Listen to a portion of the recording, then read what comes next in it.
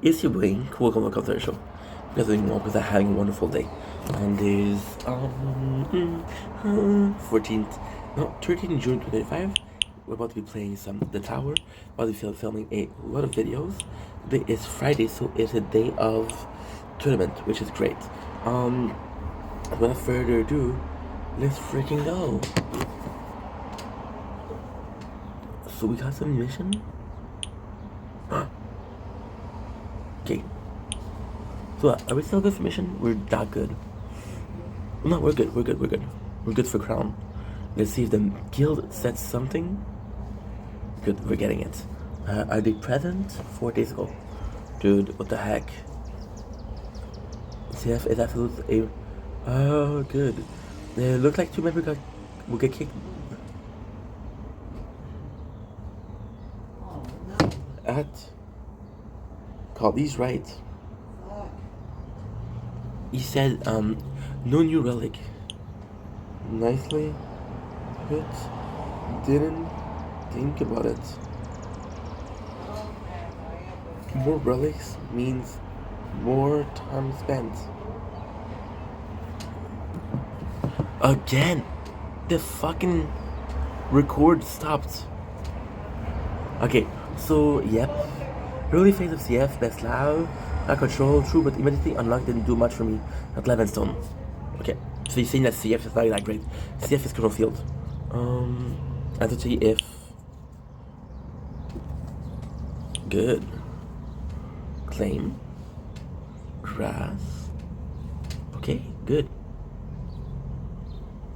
I have to see if we lost a lab.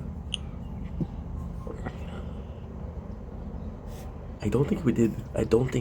Good. Okay. Perfect. I didn't turn it on. Shit.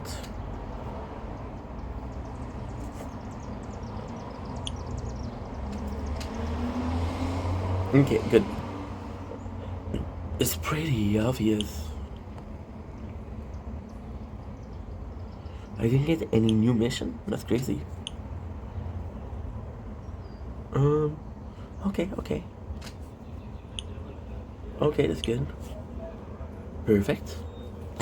And lastly, good. So we have a lot of work. Fucking go. Yeah, every single playthrough is able to get it. The weeklies. That's good. Okay, let's go.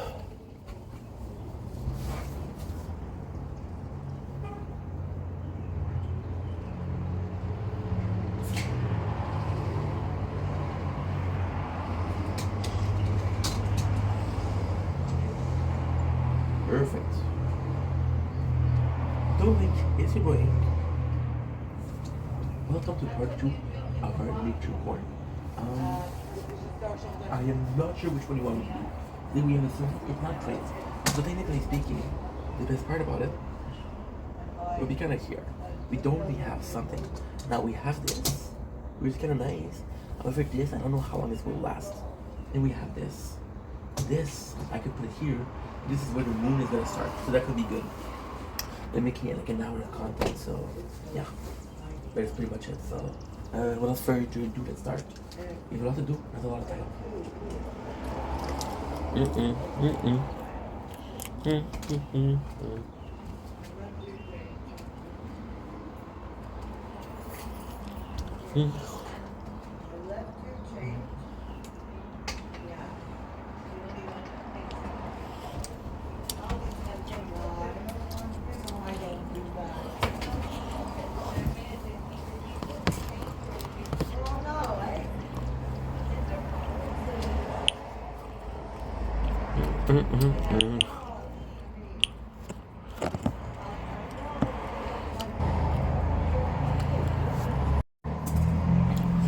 Don't blink. It's your boy Ink. Welcome to the show. I think welcome to having a wonderful day. On this 13th June 2025. Today we're answering a simple question. It is such a good content. I had somebody in the DM told me today. A lot of people called you weird. Doesn't it bother you? Now, I feel like this is It, it's a good question, but it's such a weirdly put question, right? Um, but there is a principle behind it, and there's a reason why it doesn't bother me. So today we'll talk about the reason why it doesn't bother you. So if you're weird, just like me, this will serve as a sort of a guiding, sort of a role model, but most of all, sort of like, hey, you're kind of cool. So a lot of people call me weird, which is true. I am a weird guy, by the way. So it's not like, oh, just they're just making fun of you. No, it's true. How do I deal with it? Well, when I was younger, right? When I was younger, and it's kind of crazy because we did a video about it with the medication this morning, ADHD. When I was a kid, I was called crazy. Crazy a lot. I often got called crazy because I was so weird. I was so weird because some days I was zombie and some other days I was normal, you know? So it was, you never knew what to expect with. And also I had these ideas that nobody had because with not speaking about it, you're like, for example, right? Somebody you work with somebody and they don't talk, right? And then they finally talk, and the first thing they say is, "I believe in Martian," and I believe in Martian. You'll be like, okay, well, that's a bit sudden, right? Are you good? So a lot of time in my life I've been called crazy. There's time where I literally went crazy though. So this is kind of factual versus just an insult. It's always also about the perception you have. If you're bothered by being called weird, and people call you weird, and they're your friends, they're not real friends. But at the same time, it's not necessarily an insult, right? So for example, if somebody called you stupid, that's an insult. If somebody called you fat, that's an insult. Weird, in my opinion, is not an insult. It's just we having a different point of view. You have to accept that. You have to understand that being weird is not a simple thing. I think being called a name. So we're gonna go racial a little bit. Um, if you take the N word, right, and this is gonna be super offensive. Maybe I'm gonna get canceled, but who gives a shit? If you take the N word in itself, right, and you're like, oh Lee, you just said N word, right? However, some people will call N word, and there is large aurora storm. Watch, oh that's nice.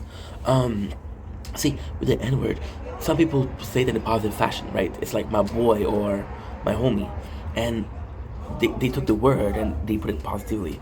For weird is the same thing. It's how you perceive it. If you perceive it as an insult, then also coming from the person, the intonation, coming from the person, you're like, okay, well, this is bad. Am I saying that it's cool to be weird? No. Am I saying that you should be weird otherwise you're fucked? No. I'm just saying that being weird isn't a bad thing. Because you're different than other people, that's a good thing. For example, you see this person that's an asshole and say, oh, you're weird. I'm like, okay, well, I'm not like you, so I'm not an asshole. That's good.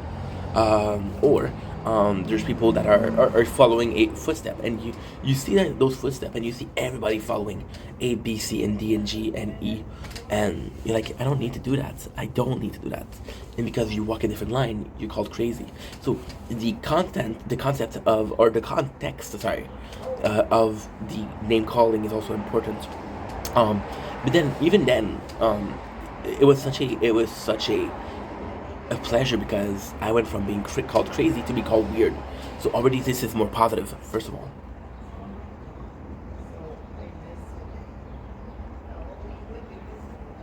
See, whatever you say, I don't think there's one occasion where being called crazy is a positive.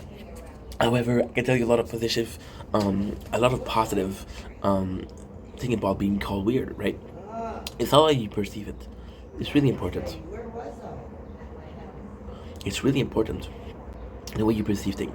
If you perceive it as a positive thing, you have to take ownership of the word. You have to take ownership of every single word. Take ownership of your own life. You know, you gotta ask yourself all the question: am I okay with being called weird, or am I okay with the way I live? And if I'm okay with the way I live, should I care about people saying, "Hey, you should change your way of life"? No, I'm happy. You know, it's all a question of perception. I was talking to this girl, and it was sexual a little bit, and she said, "Oh, I'm a weird person. I'm a freak," and I say, "A little bit of weird is nice. A little bit of freak is nice." Like she was like, "There's the first person that says that." You know, back in the days, being a nerd was weird. Now it's popular, right? It's about ownership. It's not about perception. Some person that was watching, for example, anime, like, oh, you're so weird, you're watching anime. And then the cool kid on the block were like, hey, I'm gonna watch anime just to make fun of them. Like, no, it's actually funny, fucking funny. He saw Jiraiya died, and it's like, oh my god, they killed Jiraiya, and he's crying, you know. So it's all about ownership of the word. It's all about ownership of your emotion. And finally, it's all about how you perceive yourself. Do I care what people think? Is my own happiness, is my own well-being trump other people's perception? If yes, you're good. If not, then okay, let's put it like that, right? If my own happiness doesn't trump what people think about me, then I'm weird. And my own opinion of the word weird of myself is negative.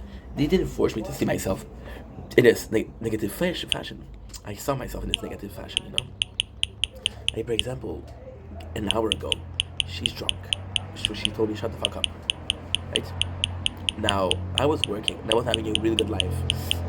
I was talking to Anna, I was talking to Andrew and Michael. And I had two choices. I had a choice of being like, oh, she's right, I should shut up, or like, hey, I'm having a good time, who gives a fuck, right? And because I said who gives a fuck, then I allowed myself to be happy. I allowed myself to be in a place where this didn't matter. It didn't matter, you know? Anyway, I love you guys. Sorry for the noise, this is the tower. Take it easy. Peace.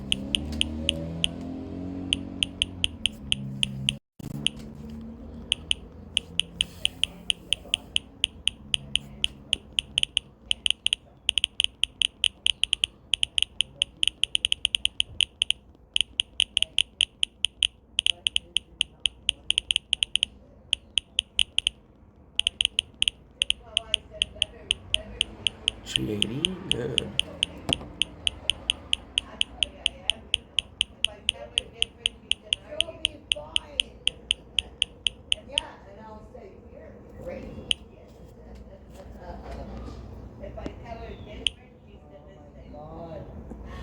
Don't blink, yes you blink.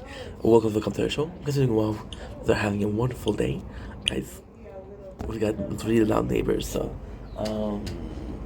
you know, it is what it is. I want to find out about this morning. So what happened was, okay, what happened this morning with Kenny vs. Penny, because yes, we're recapping Kenny vs. Penny. We're reviewing season 5 of Kenny vs. Penny.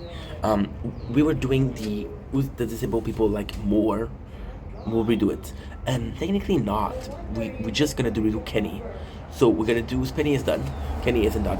So what happened is I wasn't feeling like filming videos.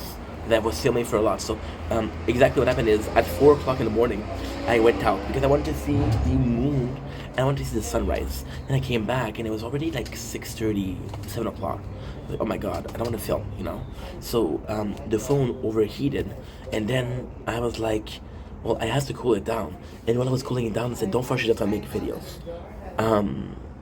So yeah. So season 5, episode 9, Disabled People Like More. We already reviewed Penny. Let's review Kenny. So once again, and we're starting rough, but at the same time, it's a bit insane. How much intro in a video is too much intro? I don't know.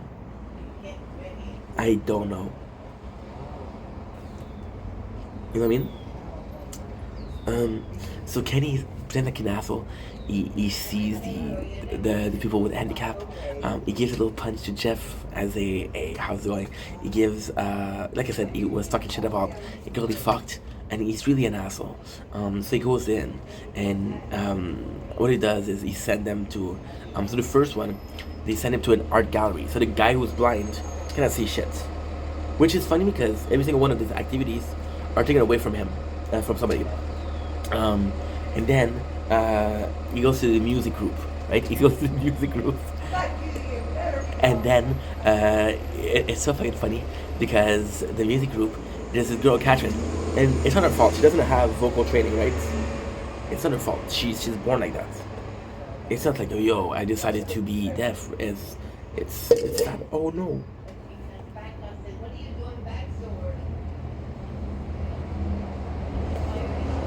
Wait a second. No.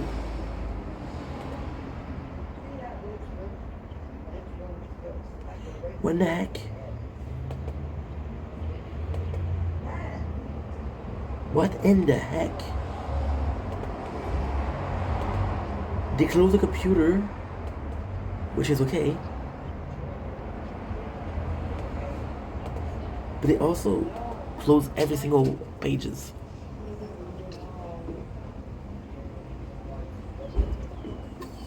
Oh man, that's a shame.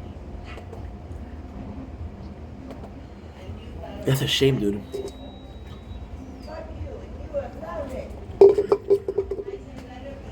It's even like that for the whole day. So you see, usually I'll leave the phone open. I'll leave something open, but now it doesn't work. What I'll do is I'll do Kenny vs. Benny. Hopefully he's here. Fuck, this is bad, dude. Versus Benny. Okay, there's nothing I can do really, but it's still not a big deal. It's not a big deal. Let's check it out. What was the website? Fandom. Season 5. We got this. We got this. Perfect. This is even better. And besides, a lot of those videos I wasn't even watching anymore, so it's not a big deal. Just give me a sec. We're gonna go here. Okay, and we'll go. We'll go 16 meal.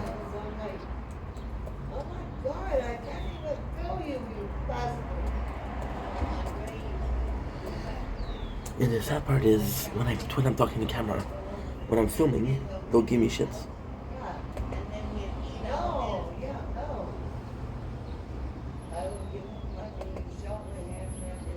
You know? What are we supposed to do? I guess I come back. So he takes him to a art gallery. So the guy. So a lot of people say, "Oh, he's blind." He's not blind.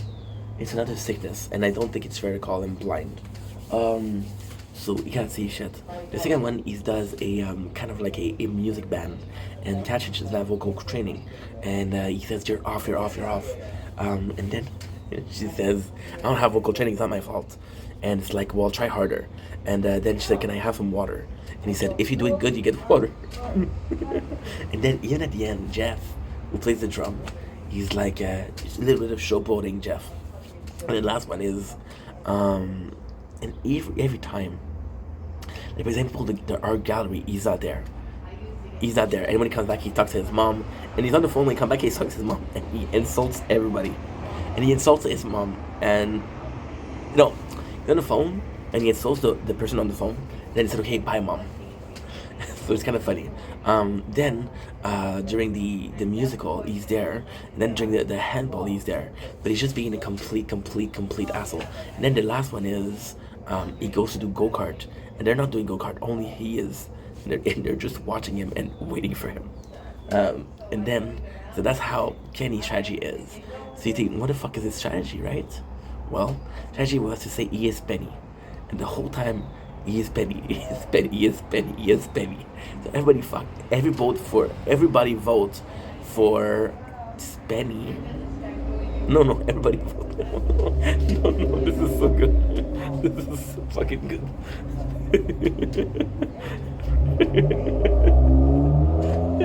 Ooh. This is nice, guys. Well, especially because look at this.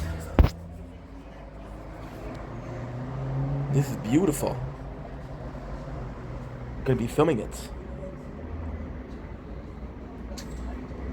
There you go. So everybody votes for Spenny because they think that Spenny is Kenny. And the reason why I fucking love Jeff is he's smart, dude. Jeff came in, I saw the show, I know exactly what Kenny was doing. And it was smart, and I fucking loved it. So he said, "I'm voting for Kenny, but the real Kenny, not the fake Kenny." So I fucking love that. And again, it's this show, and it's immortal. Like, at the end, they did a special, right?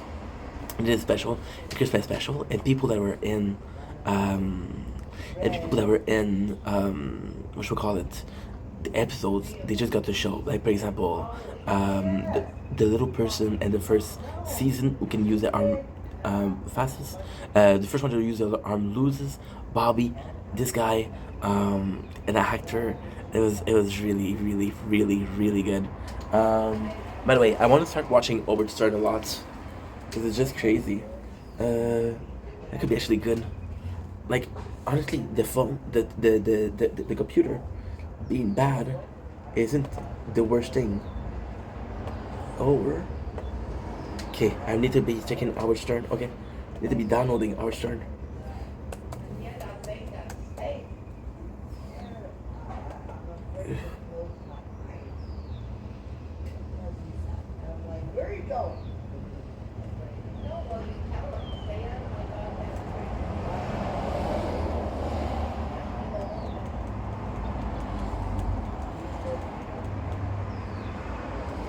Fuck, dude. I need to call my dad. Okay, that's not a big deal. This isn't a big deal. So yeah, so this is it. Who's a Better Jew is a really good episode. It's a good episode, but it's not a good one because when you look at Who's a Better Soldier and Who's a Better Jew, Who's a Better Soldier is actually really cool. So Who's a Better Jew is it's kind of nuts. So it's not a good episode in the sense of it's a good competition. It's not a good episode in the sense of I fucking got you. This is a mosquito. It's a fucking mosquito. Because I get bites I get bites the whole time because I eat a lot of sweets. They love that. So yeah, so Who's a Better Jew isn't a good episode in the sense of this is a competition. The simple fact is Kenny. This is a really good like lesson in life. So Kenny doesn't try, and it's super funny because Kenny goes to places like, for example, in Delhi, and he reproduces Jewish every single Jewish stereotype. So he goes to Delhi, and he knows every single Delhi meat. He knows kosher. He's talking. Honestly, it doesn't. You basically don't see him. And this old episode, he's pretending to be like H, the Führer Hitler, and he does. Where does the butterfly goes when I sleep, which is a gay video clip with him and Sebi, which is crazy. And Spenny the whole time he asked a rabbi to help him. Spenny the whole time it's kind of the episode is really good. Spenny the whole time he's looking for his fate, and he doesn't know what's up, and he doesn't know how to work, and he doesn't know X Y Z. So the fact that I'm gonna call my phone right away. I'm not gonna wait until because I want to film this also. Because I was supposed to call him like an hour ago and I forgot. So spending the whole time he's looking for his fate, and the craziest thing is the episode, the way it starts, it's brilliantly filmed. So for example, Spenny goes in and he has his Kenny comes in with a picture of Spenny as a kid on Santa Claus. Santa Claus is not Jewish; it's a Christian tradition, right? Kenny even went to Hebrew school, you know. So Spenny goes in and he learns about the Torah. He gets Mazel Tov. There's a special name for that. I don't know what it is. But long story short, the rabbi at the end comes in, and it's funny because, for example, there's a rabbi, and Kenny knows the rules. Like for example, he pretend like somebody died, and he has to call him. And he's like, well, a rabbi, if he has to call, he has to go. That's the rule. That's the law. So he uses his religion against him. At the end, what happened is the rabbi comes in, and super smart guy, and he comes in. He's like, I'm going to tell you a story. Right? It's two students, and this is really cool because you see Kenny and Spenny listening. Like they both want to win, but they also both want to be better human being. So he goes in and said, there's two students on the ladder. One is at the second step, and the other one is at the end. And the rabbi asked the two students, he says, who is the closest? And The guy at the top of the ladder said, yes, me. It depends where you're going, right? Although Kenny has more belief, although Kenny is closer to his religion, although Kenny has a better understanding of Judaism as a whole, Spenny is getting closer. While Spenny is working towards, versus Kenny who is staying at the top and just chilling. So Kenny wins. Now I'm going to do something crazy. There's a couple of episodes that I don't like. So oh shit. Okay, never mind. Who's the better soldier? Who's the best pro wrestler? Get to touch the ground. Who can piss off more? Okay, so we'll do who can wear the gorilla suit the longest. We'll do. The problem with that is you guys are gonna be watching it in order. I do it out of order. That's not good. So who's the best soldier? Who is the best soldier? Is one, if not one of the competition that made me laugh the most. Historically speaking, right? Kenny versus Benny has made me laugh, has made me smile, but as entertainment, there's nothing better than the Soldier episode. The Soldier episode is a masterpiece, and I'm being honest. I know it sounds like I'm not being honest, but I am. Who's the Soldier is I'm getting emotional just thinking about it. So they both go into a soldier and they receive a caporal. Now this caporal has never served. He has army training, but he never served. So they go in and it's like, yo, I'm gonna train you to become a good soldier. Now the problem with this competition, and this is beautiful because you only notice it when it's finished. You only see it as an insight. There's no rules. Like, who is the best soldier? What is a good soldier? And it's the corporal at the end that says it. If I go to war, I'm taking this guy, right? So the best soldier wasn't the guy you take to battle, right? So they start, and right away Kenny is fucking up. This one I usually like to say about Benny and Kenny, but now I don't have a choice. They're both doing it. So they're doing trainings. The first thing they do is they have a barrack, and it's so fucking funny. The corporal is actually super fucking nice. Super fucking nice. I really like the corporal. Corporal Francis. That's his real name too. No, not the corporal part, but Francis part. Remember. He goes in and he goes to the barracks and Penny right away kissing ass, and Kenny he goes and he's naked in his bed and he wears a wig and it's like a little farce. You think you're a comedian or something, huh? So he doesn't. Kenny's on the shit list, and Kenny doesn't wear the button. Oh, by the way, before the competition, Kenny wears a shirt that says "The troop sucks," which is unbelievably terrible.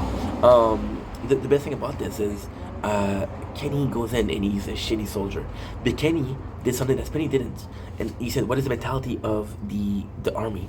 So Kenny uses that against him. Spenny being here, oh my god, this episode, you don't understand.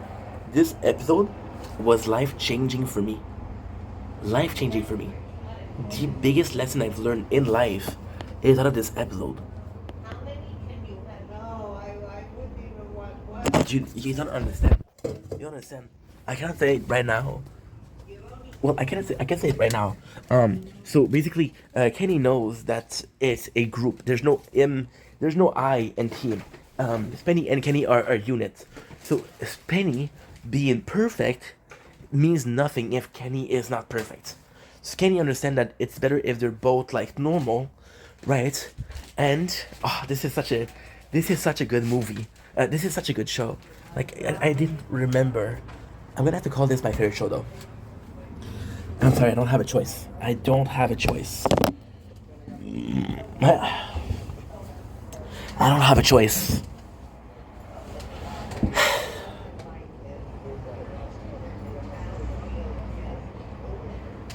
Wow.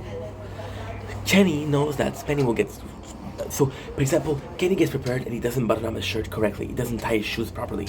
So this guy, the corporal is like, Spenny, good uniform, you're presentable, outstanding. Kenny, you look like shit. And then he gives shit to Kenny, to Spenny. He's like, why? This is so good. This is so fucking good. This show, I'm telling you, this show, when the first time I watched it, I wasn't a fan of it. Well, no, that's not true. I wasn't as big of a fan of it. But now, this is mind-blowing.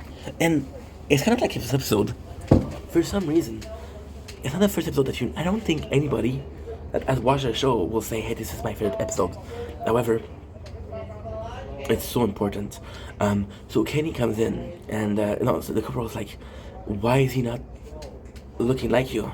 And then Spenny is like, "I'm not responsible for him, sir." And then the couple was like, "Is there I in team?" And then he said, "No."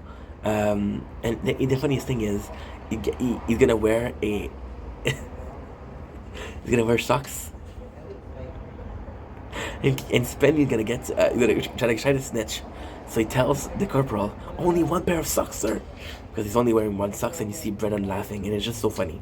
Kenny right away he does it, but Kenny has watched movies like Metal Jacket, has watched movie like a lot of army movie, a lot of training movie are extremely similar. It's every single time it's gonna be about a guy, a underdog that is not a good soldier, but you make him into a good soldier, right? So Kenny does that, and he says the following, and it is a life-changing. I'm gonna sound like I'm exaggerating, but was when I say, and I said that before, and you know me, right? I said Kenny was behind a lot of the person I am. Kenny was responsible for a lot of things that I did. Kenny was responsible for the way I thought about life, right? This is what I mean. What I mean is that, in the specific,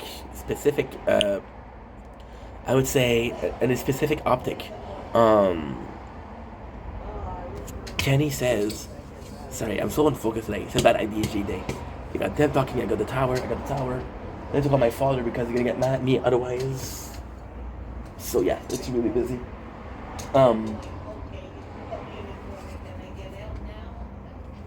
It's bad, dude. So Kenny goes in and he's like, these guys, all the army guys, they want to train soldier. They want to train a fucking garbage into a spotless piece of equipment, you know.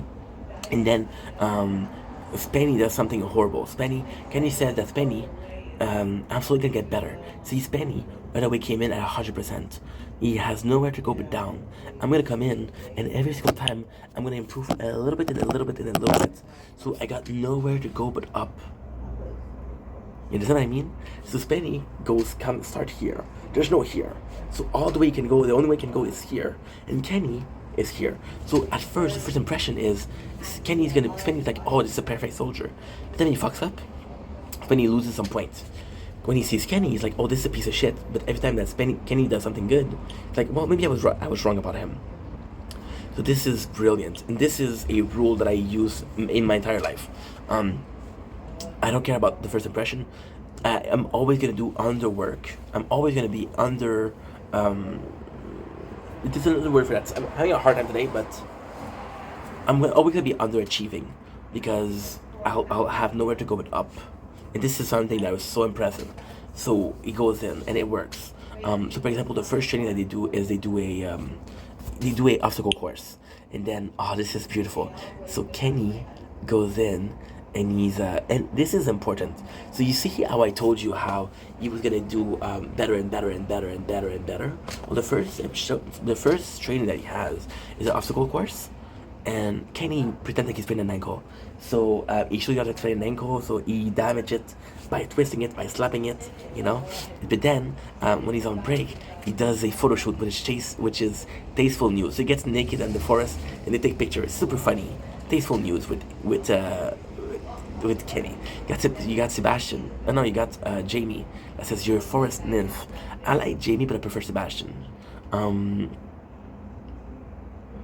Yeah, Sebi. I said Sebastian, but Sebi. I'm just thinking that Sebi is Sebastian. Because Kenny versus Penny versus Sebi. You see what I mean? Kenny, which is kind of crazy. E-N-N-Y. Spenny, E-N-N-Y. Sebi, E-B-B-Y. Yeah, I thought about it. So the second one he does is making a mask, like having a gas mask. So Kenny is super efficient because he has had gas masks, and he's like, "Yo, you know, I have gas masks." And then Spenny doesn't have. And then they're walking, and they're singing. So the corporal's like, hey, Spenny, you're a singer, right? Sing a song. And he sing a song it's not important. And then you try Kenny. And Kenny sing a song which is an army song, but he's make funny. I don't know what I've been told. Eskimo pussies might be cold. So it's fucking funny. And then he's improving again. And at night, this is the night. So Kenny fucks with Penny so badly. So badly. No. You have no idea. You have no idea.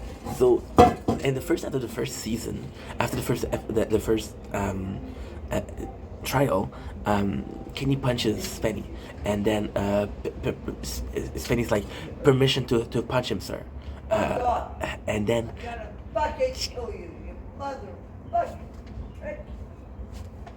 she's drinking. So then Kenny, what happened is, he says permission to show him who's boss, sir. So he goes in and he's fighting. He's fighting, and he's always fighting. And Kenny actually wins. So the corporal's like, okay, well this is good. Kenny, the way he fucks with Penny is insane. So, for example, he takes a cigarette, right? And he's gonna smoke the cigarettes in the barrack. And then, when the corporal goes down, he throws the cigarettes on Spenny. And because Spenny doesn't want the carpet to burn, he picks up cigarettes. When the corporal sees the smoking, he sees that Spenny is smoking. You wanna smoke? Go do some push-ups. Or something else. There's, oh yeah, they're fighting. And Kenny goes on top of Spenny, and it looks like he's fucking him. And then the corporal's like, what kind of gay porno is this? Which is super funny. So then they fight, and Kenny wins, which gains points to Kenny. Now the last one is in a place of a firing range. So they have weapon, and Spenny fucks it up. He's nervous, he fucks up, and the funniest fucking thing, the competition is 3 days. It's always 3 days. The first day, again, he doesn't like Kenny, but then Kenny goes in. The third day, he doesn't like Spenny. So Spenny goes in, and he goes into the firing range, and he has this instruction, and he has his helmet, and he's dropping the helmets. And go for Francis looks at Spenny, and he says, already fucking up, Spenny. Already fucking up. Which is fucking stupid. It's gonna see her. This is... Oh, that's my hat. Yeah. Dumb bitch. I'm making videos and she's always interrupting. She's always insulting me. Funny thing is, she made a complaint against me, against the janitor. But I got on record her saying that she'll slap me. So the landlord comes in. It's like, hey, I've been getting a complaint about you. And I said, oh, let me guess. It's this apartment. And he said, how do you know? And then she said, I told her she doesn't like me. And I showed a video where she said, I should slap you. And said, okay, I'm sorry. So yes, I'm kind of protected. I'll be honest though. If she doesn't drink, she's nice. But if she drinks, she's a fucking nightmare. And she drinks a lot. So, Kenny actually, there's a, I don't know, I know there's a shotgun. I can guarantee there's a shotgun, but I don't do the other weapon. And Kenny actually doing really well, and the corporal's like outstanding, and the ending is beautiful. See, Corporal Francis looks like a douchebag, but he's actually quite smart. So he said, okay, well, I've been watching you guys for 3 days, and I know everything that's going on. So what he says that he implies that he knows that Kenny was fucking with Spenny. However, he said, Spenny, you let yourself get into your head, you let himself get over you. And he said, when it comes to a soldier, he said, if I had time with Spenny, I could really train him, I could really help him out. But if I have to go to war, I'll take Kenny because he's crazier than motherfucker. So Kenny wins. And the craziest thing is, Kenny, it was really important for Spenny. There's competition. See, so Spenny doesn't care about the competition. Doesn't care about X, Y, Z. So he comes in, and he's like, there's a competition that he really wants to win. The army one was one. So it feels better for Kenny. Now the humiliation for this one is crazy. They put Spenny in the bath, and they all puke on him, which is disgusting. And that is pretty much it. That's the show. So really, really, really, really good show. Now I have to call my father. Yeah, I have to call my father. I'll be right back. I'll call him tomorrow. Yeah, I'll call him tomorrow. Fuck him, it's too late. He's gonna give me shit for being late. I can deal with it tomorrow. Number 6, who's the best pro wrestler? The best pro wrestler is a good episode, but it's not great. It isn't. It's more sad an ending. Because Benny has been a fan of wrestling his whole life. Now, season 5, in the commentary, Benny was talking about quitting the show for reals. So Spenny gave him more choice on the competition. Who's a pro wrestler? That's him. So Kenny doesn't know shit about pro wrestling. And Spenny talks about pro wrestling, and he's talking about it. Kenny listen, and Spenny tells about a match where they didn't even fight. So it's kind of cool because Kenny's like, okay, this is the plan. So they go into a fight. Spenny goes to train with a heel, and this is how it's nuts. So Spenny goes to train with a wrestler, like a real life wrestler. I don't know if he's professional, but I think it's his job. And I don't know much about wrestling. I know a little bit because I watch a little bit, but I know more WWE because I find it fucking funny. However, the thing that I want to watch the most is, without a shadow of a doubt, it is the WWE, because I watched the Vince McMahon documentary, and it really changed my perception. I really enjoyed it, which we filmed also. So there's something called the heel, which is a bad guy, and we don't like the heel. So the guy that Spenny trains with is a heel, and Spenny, when it comes to competition, he goes in and he's a fucking nice guy. So he trained by a heel. So they train, and the heel will show them the trick. He show him some move, and he's always complaining. It's like, you can't complain. You cannot complain. So fucking Kenny, what he does is he goes crazy, and he creates a Yarp Yarp. The Yarp Yarp is a creature of mythology. When there's a toaster in the bath, and he plays basketball. So it's just Kenny training a character. See, that's the thing. Spenny spends so much time on his training that he doesn't spend time on his character. But Kenny did all the time on the character. So he goes in, and he comes into the thing, into the wrestling ring with a hammer, and he's punching. And the funniest thing is, Kenny goes in with a guy called Celine Dion, which is super fucking funny because Celine Dion is a hero of Canadian. So this is one of my favorite fucking ending of show. The show itself sucks. It sucks. Even the Yarp Yarp is stupid. It's fucking stupid. But the fandom of the show is super funny because they go into the octagon. Well, I forgot to say octagon. It's not WWE. They go to the ring, and I can't believe she said that. I'm gonna fucking kill you. She's crazy, dude. Just crazy.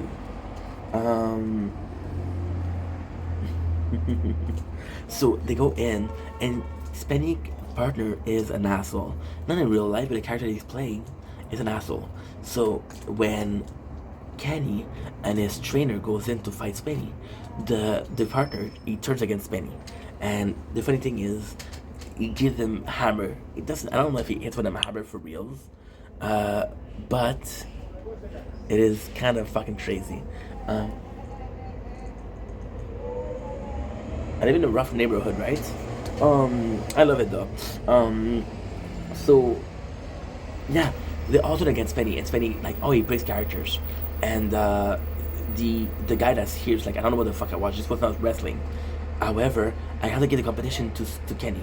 Kenny character was fucking stupid. He didn't really wrestle, but Spenny broke characters, and Spenny, the judge, what he said is the cardinal rule of wrestling is you don't break characters. So the funniest thing about the humiliation is this one is amazing. So we meet Iron Sheik. Iron Sheik is this crazy character. So Iron Sheik is a very complex character. And again, I'm gonna sound racist, but it's just the truth. So WWE, during the time where there was a fight with Saddam Hussein, you guys remember Saddam Hussein, right? The jihadist. There was this character called Iron Sheik, and Iron Sheik was kind of the good guy, but Iron Sheik was also Egyptian or Arab, so he was seen as like, the bad guy, right? So then Vince McMahon, he had those two, and Iron Sheik was selling a lot of tickets, so he turned the Sheik into a heel, again, a bad guy. He's not really a bad guy, he's a character. Then we have Hulk Hogan, who was a golden boy. Hulk Hogan was a golden boy of WWE. He was the one that was really popular, and it was a fight with Hulk Hogan and Iron Sheik. Now what happened is people start disliking Sheik because of the heel character. They start liking Hulk Hogan. It's like, I've been giving you my time forever. So he hates Hulk Hogan, and it's a guy that's really salty about his past. So it's like, fuck you, dude. Fuck you, Hulk Hogan. Fuck you. He calls him a faggot, right? Which is horrible, but still funny. So then at the end of the show, Spenny is he's in the, this is fucking crazy. And in the commentary, this is even worse. So, Kenny goes in, right? And he's, how can I say that? Kenny goes in, and he's like, okay, well, here's Iron Sheik. And Spenny's running around naked, and Iron Sheik asks him for a beer to put up Spenny's butt, right? And the way they show the show, it feels like it's fake. It feels like this. It's for wrestling. But the reality isn't that. My apologies. The reality isn't that. The reality is that it was really real. Sheik wanted to do it because he felt like Spenny disrespected him. And that's pretty much it. Season 5 episode 5. Who is the first one to touch the ground loses. This is fucking unbelievable as competition. It could be one of the most boring competition ever, but it turns out to be one of the most interesting.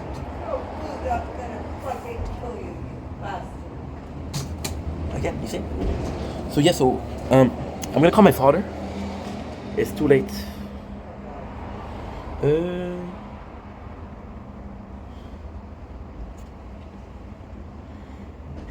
Y es-tu trop tard pour appeler? No, it's too late to call. Fuck it. Yes. But use my account, please. So I get points. And tell me the flavor first.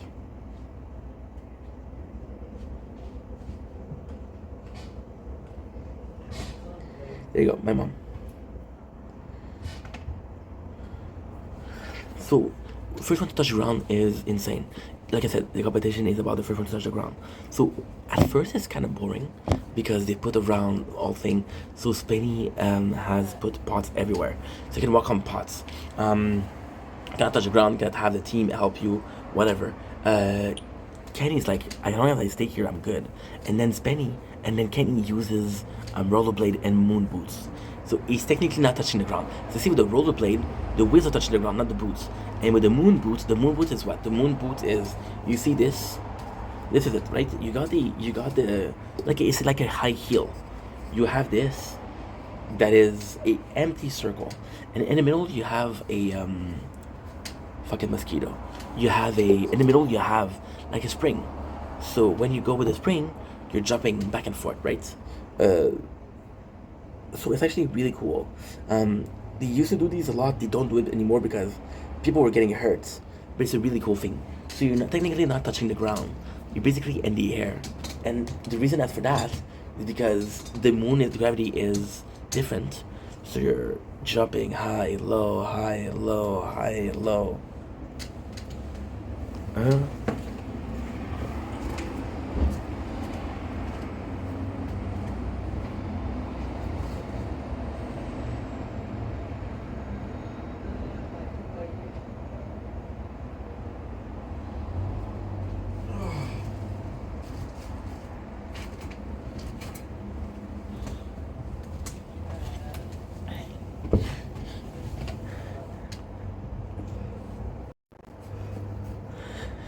Don't believe it's your boy, Captain Fat Finger over here again. I went to pause because I wanted to make sure that the door's locked because she's fucking nuts. So I went to click to unpause and I click stop. It's like I was saying, the episode is boring. Is Kenny fucking with Spenny? So he takes a gun and he shoots BB gun. Caught it. And he shoots BB gun and he's like, right? And it's boring until Kenny understands it's boring. So, for example, Spenny uses like a sex chair, and he's above, so he's reading a book, and he's just chilling. And the problem with Spenny is this is gonna be his day. He has the water, he has everything. Then what he can do is Kenny goes in. Oh, you're not able to touch the things of the other. So Spenny puts in pots, pots for pots in general. And can walk on them. So Kenny takes the basketball and he pushes the pots away. So Kenny is stuck in the chair. Spenny is stuck in the chair. That's why he starts really fucking with him. There's this famous, the famous bird of Ryan, the rye bread, which is fucking funny. So this is when Kenny is bored and when the show is boring. So he pretends like he's hearing a voice, and the voice is Ryan, the rye bread. And what did he say, Ryan? Fuck with Spenny. Okay, I'll fuck with Spenny. And then, and he said, the funniest thing is, when he's talking, you see, they said I was crazy. I'll show them I was crazy. And the editing, they make the camera shake, which is super funny. So Kenny makes it seem like he's this evil genius, right? But it's because of Ryan. Kenny also have a Segway, so he can move around. So the first thing he does, Spenny has a lot of coin, like a lot of pennies. So he takes the pennies and he throws it at him, and he's laughing, which is super funny. And he's wearing this tuxedo, which is also really cool.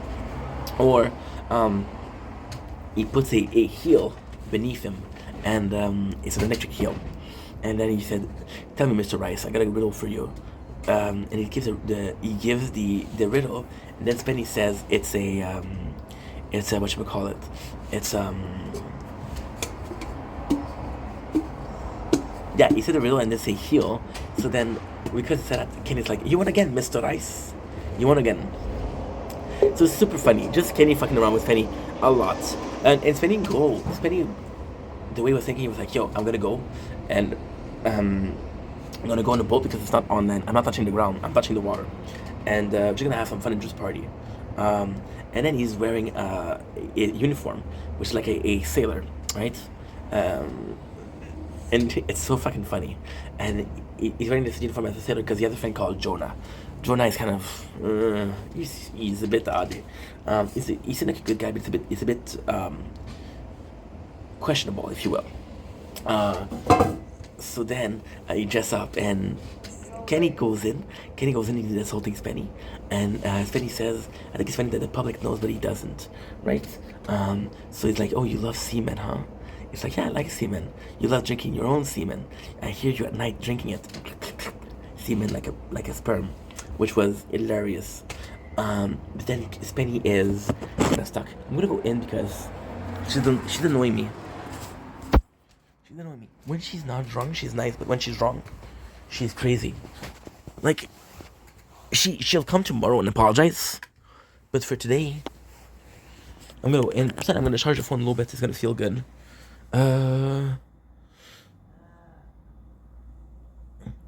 What else? Kenny will throw crabs at him. It's just fucking funny because Spenny is stuck there, but really, really stuck there, and it's just fucking funny. He fuck with Spenny, and that's pretty much the competition. And Kenny loses because Kenny goes in the Segway and he goes crazy and he falls off the Segway. So that's the whole show.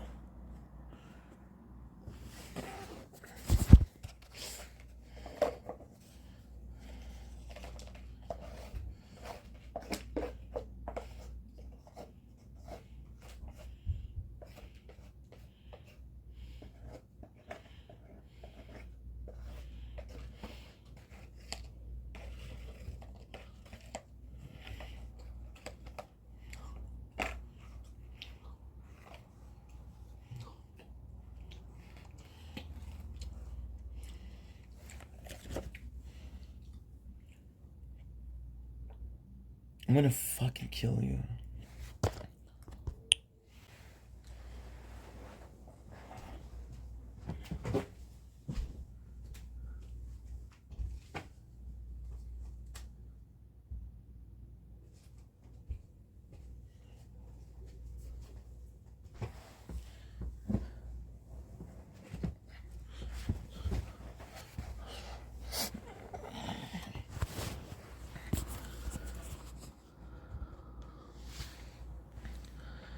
You got season 5, episode 4. Who can piss off the most people? Again, super funny. Not the funniest though. So it's just about fucking with people. So the way it starts, kind of.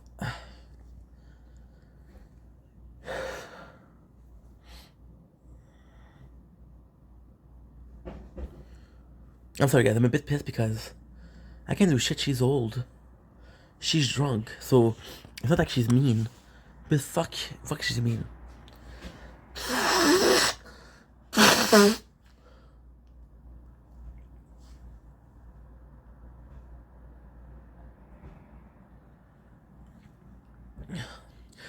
Kind of sucks, you know. You hear? You see? It's been a whole night like that. And again, if I say something, I'm an asshole, you know. It sucks. It sucks. And then she's super nice to people because when she's sober, she's super nice and she wants to say sorry, so people like her. And I'm not having an excuse like, oh, I'm drunk, I can't act like that. But it's kind of shitty, but hey. So, we could piss off more people, super funny. Of course, Spenny feels bad he wears a costume. Kenny fucks with the costume right away, so he pisses off Spenny. Spenny goes in, and I'm gonna go with Spenny first. He has his friend, tell him to be an asshole. He's wearing a sign that says women are stupid. And the funniest thing is some of the people they hate him, so they take away the panel and you say, hey, you fucking broke my panel. And then Spenny has enough awareness to say, I could tell he's an asshole, but he's not an asshole. I'm the asshole.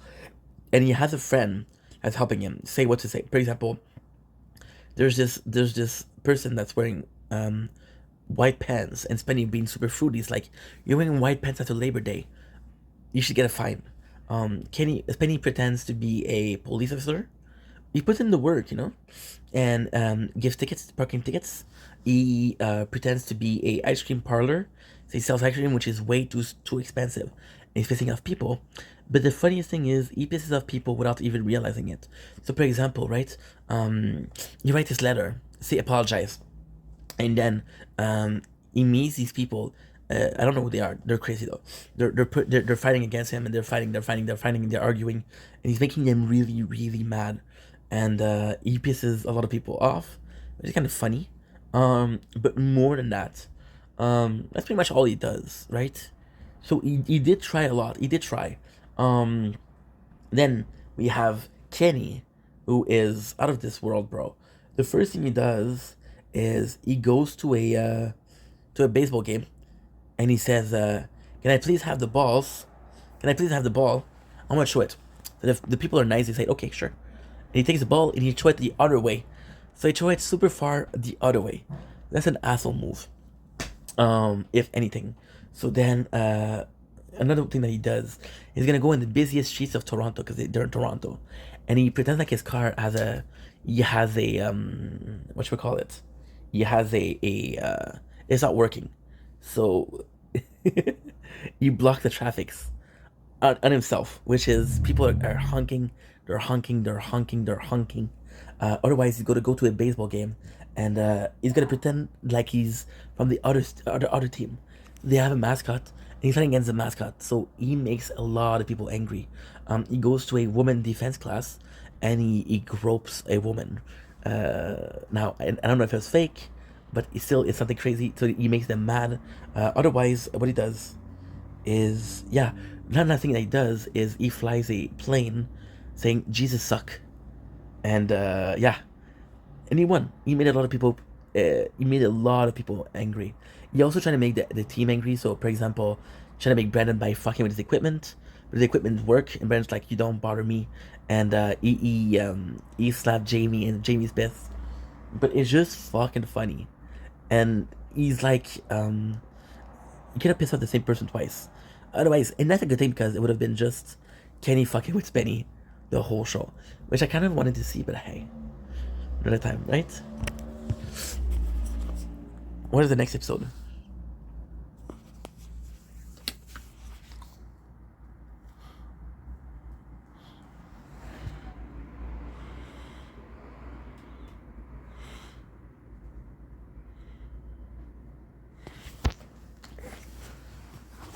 I don't know what Alexis so the inside. I have to go back outside. Guess my mom answered? She didn't. Did she? She didn't. 35, okay.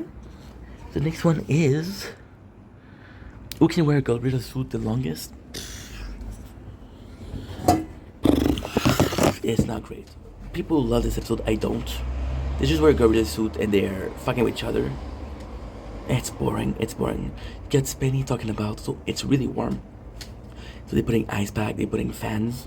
Get Spenny talking about the gorilla being instinct or close to instinct. They're just fighting. And then he pushes Penny and oh yeah. So Kenny says, it's the animal kingdom, so you're my bitch. I'm the male dominant, I'm the silverback. So he pushes Penny and then this Penny goes in and attack him. But it's Safi. So this was crazy. It's a boring episode. At the end, the competition ends because he puts ants in Spinny's back, or he puts a fire and he burns the mask. Kenny gets a trim, which is kind of weird. The end is Spinny is on the hood of a car as a safari. It's a boring episode for reals. What is next? Who can bone more woman is an amazing episode. So, in itself, yes, it's a good show. Yes, it's a good episode, but it's more than just that. It is the way they did it. It's like a dating show. They completely changed the house. So they have like 10 girls, fucking hot. Some of those women, holy shit, they're hot. So they go and they go dating. They're both, dude. This really bothered me, but I'm not gonna stop. Fuck her, they really bother me. Saying she'll fucking kill me. That's death threat, right? It's crazy. So okay, boom, woman. They have 10 women in, and it's super funny. So for example, Spinny will wear a white, pink shirt, which Kenny make fun of him for that. But they have dates. There's a group of 10 women, and they switch. So for example, at first there's 5 women with Spinny, there's 5 women with Kenny, and they choose. Spinny gets 4. So there's this girl. Oh yeah. So the way it works is 1 kiss is 1 point, oral is 2 points, and full on fuck is 4 points. This is okay. This is what work. What do we do? Elfrigen? Okay, Elfrigen. I don't care. Yeah. Gonna feel cool. So, it's just a seduction show. So they're doing games and they're seducing him. Kenny has 6 girls that are super cool, but they're not hoary.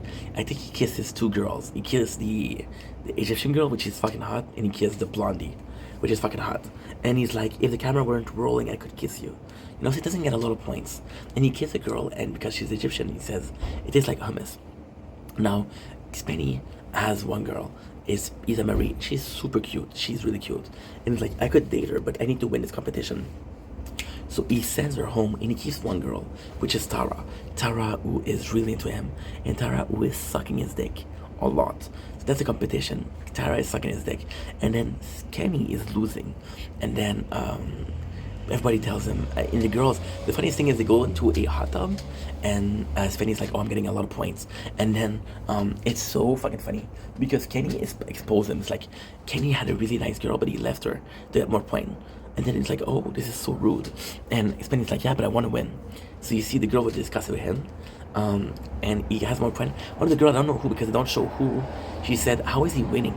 The thing is, Tara's giving him another point. So she's kissing him. She's sucking his dick. I think she sucked him off like 10 times during 3 days. So that's like 30 points. Which Kenny only has 7. And then at the very end, it is so fucking funny. So Spenny falls in love with Tara, and he sings her a song. She's Filipina, and yeah. So now this was in 2004. And then you realize that Spenny is like, you just lost. And Ken's like, not really. Tara, please show him. So Tara, what she does, she takes off her her pants. Once again, the production is amazing. Super dating show. I fucking love this. They did kind of like a rock of love thing. So she covered her pants, she has a penis. So technically speaking, Tara is transsexual. Now, she identified as she, right? Which is normal, but back in the days, it wouldn't be that. It wouldn't be like that. It wouldn't be, it would be a dude that's pretending to be a woman. Now, people are more accepting of transsexual, so they understand that you can feel like a woman and be born a man but feel like a woman. Days. So technically, all of the point that Spenny had is by Tara, which is a transsexual, but in that day, transsexual weren't a common thing, so it was pointed from a dude, if you will. So super good episode. And last one, who can keep a dump in their pants the longest? Kind of the craziest competition. Again, super boring, but in the end, it's really, really fucking good. It's really fucking good. Now, I'm gonna do something because we only have 10 minutes left before I have to go, because we have our TikTok show. TikTok show. TikTok show. Tomorrow's gonna be a lot warmer. The key to keep it up in their pants is they're having like a diaper and they have to shit, right? So they have to keep the diaper, and it's going to cause diaper rash. So Spenny thinks about the cream and everything, and it's fucking funny because they make fun of his ass, but it's more than that. Spenny goes in and talks about IBS, and he trying to raise awareness, but he's wearing a diaper, and the whole time he's spraying in the house, which is kind of toxic. Kenny, however, is super funny. So Kenny, what he does is, first of all, he says what really stings and what really irritates is the moisture. So he does something that's super smart. See? There you go. He does kitty litter, which dries up the poop. And instead of having the whole poop, he just have a little bit of poop in his diaper. So it's not that bad. Spenny has a diaper. So then, this is the most insane part, because both of them stay one more day. They last one day. So then they have to. So who can keep a dump in their pants the longest isn't bad. Who can keep a lot of dump in their ren? So the first day they dump, the second day they dump. So Kenny goes to Goldfield, and this is brilliant. By the way, in this episode, Goldfield left the show because Kenny went too far, which is true, and it's kind of complex. So Kenny was using Goldfield for entertainment, but Goldfield was also using the show for publicity. So he was keeping poster, and then Kenny went too far. I don't want you guys to come here anymore. You're not welcome in here anymore. But then he kept the poster of the show. So Goldfield made it seem like he was still part of the show. He was still the cool guy on the show, and you could see him. But he also wasn't honest. But also Kenny was an asshole. So, a wrong for a wrong. And this one, Kenny goes to Goldfield for medicine, for pills. And he's like, hey, keep the pills. And he's like, I want to keep pills that will stop me from, that will constipate me. Right?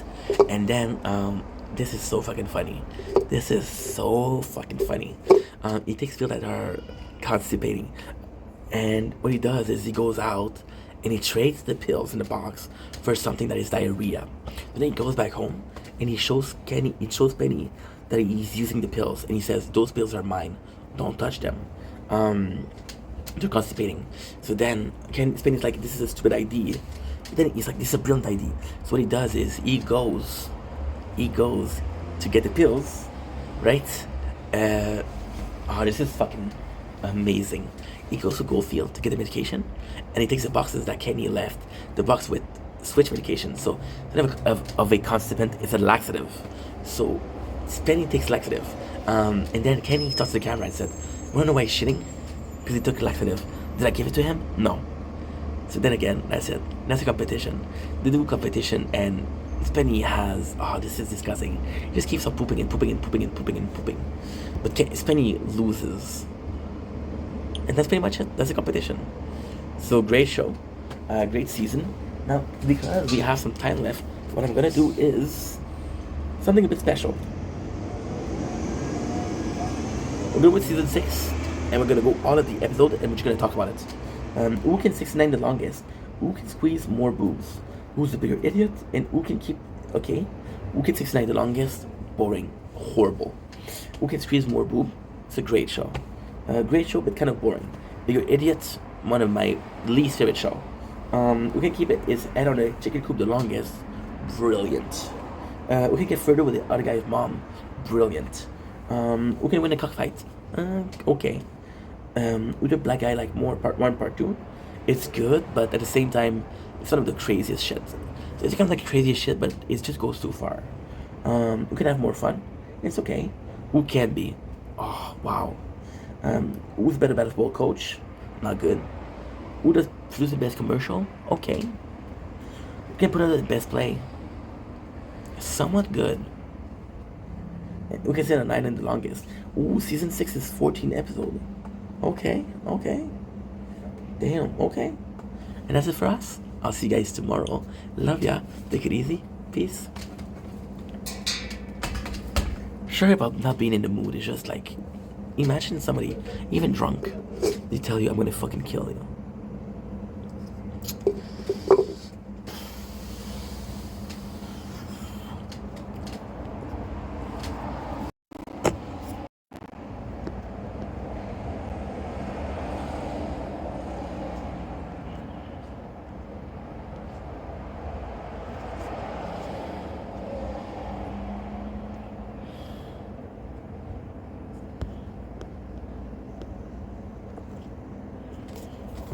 Okay.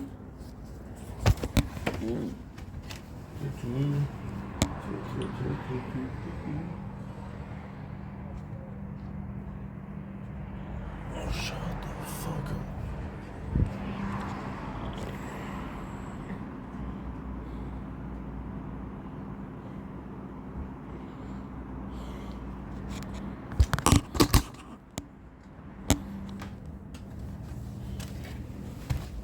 Fuck yourself.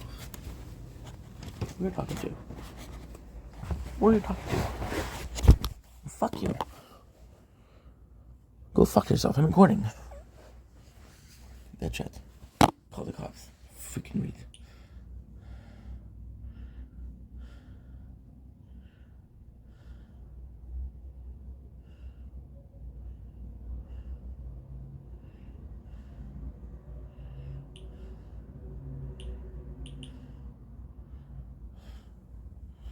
Kid is good. Gotta call my mom.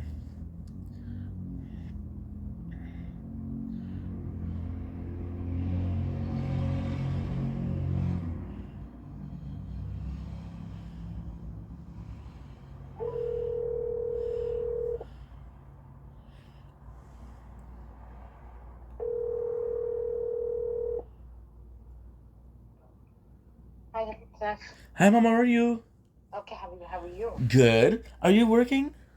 No, I'm just finished. Good. How's everything? Yeah. Everything is How okay. was How was yours?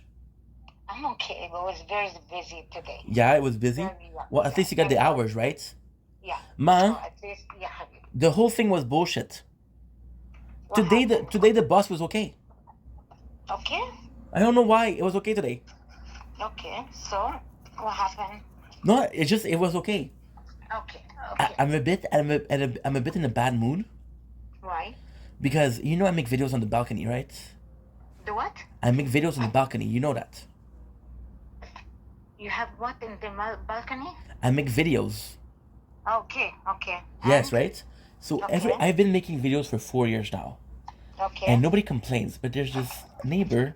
She's drunk. When she's drunk, she's really vile.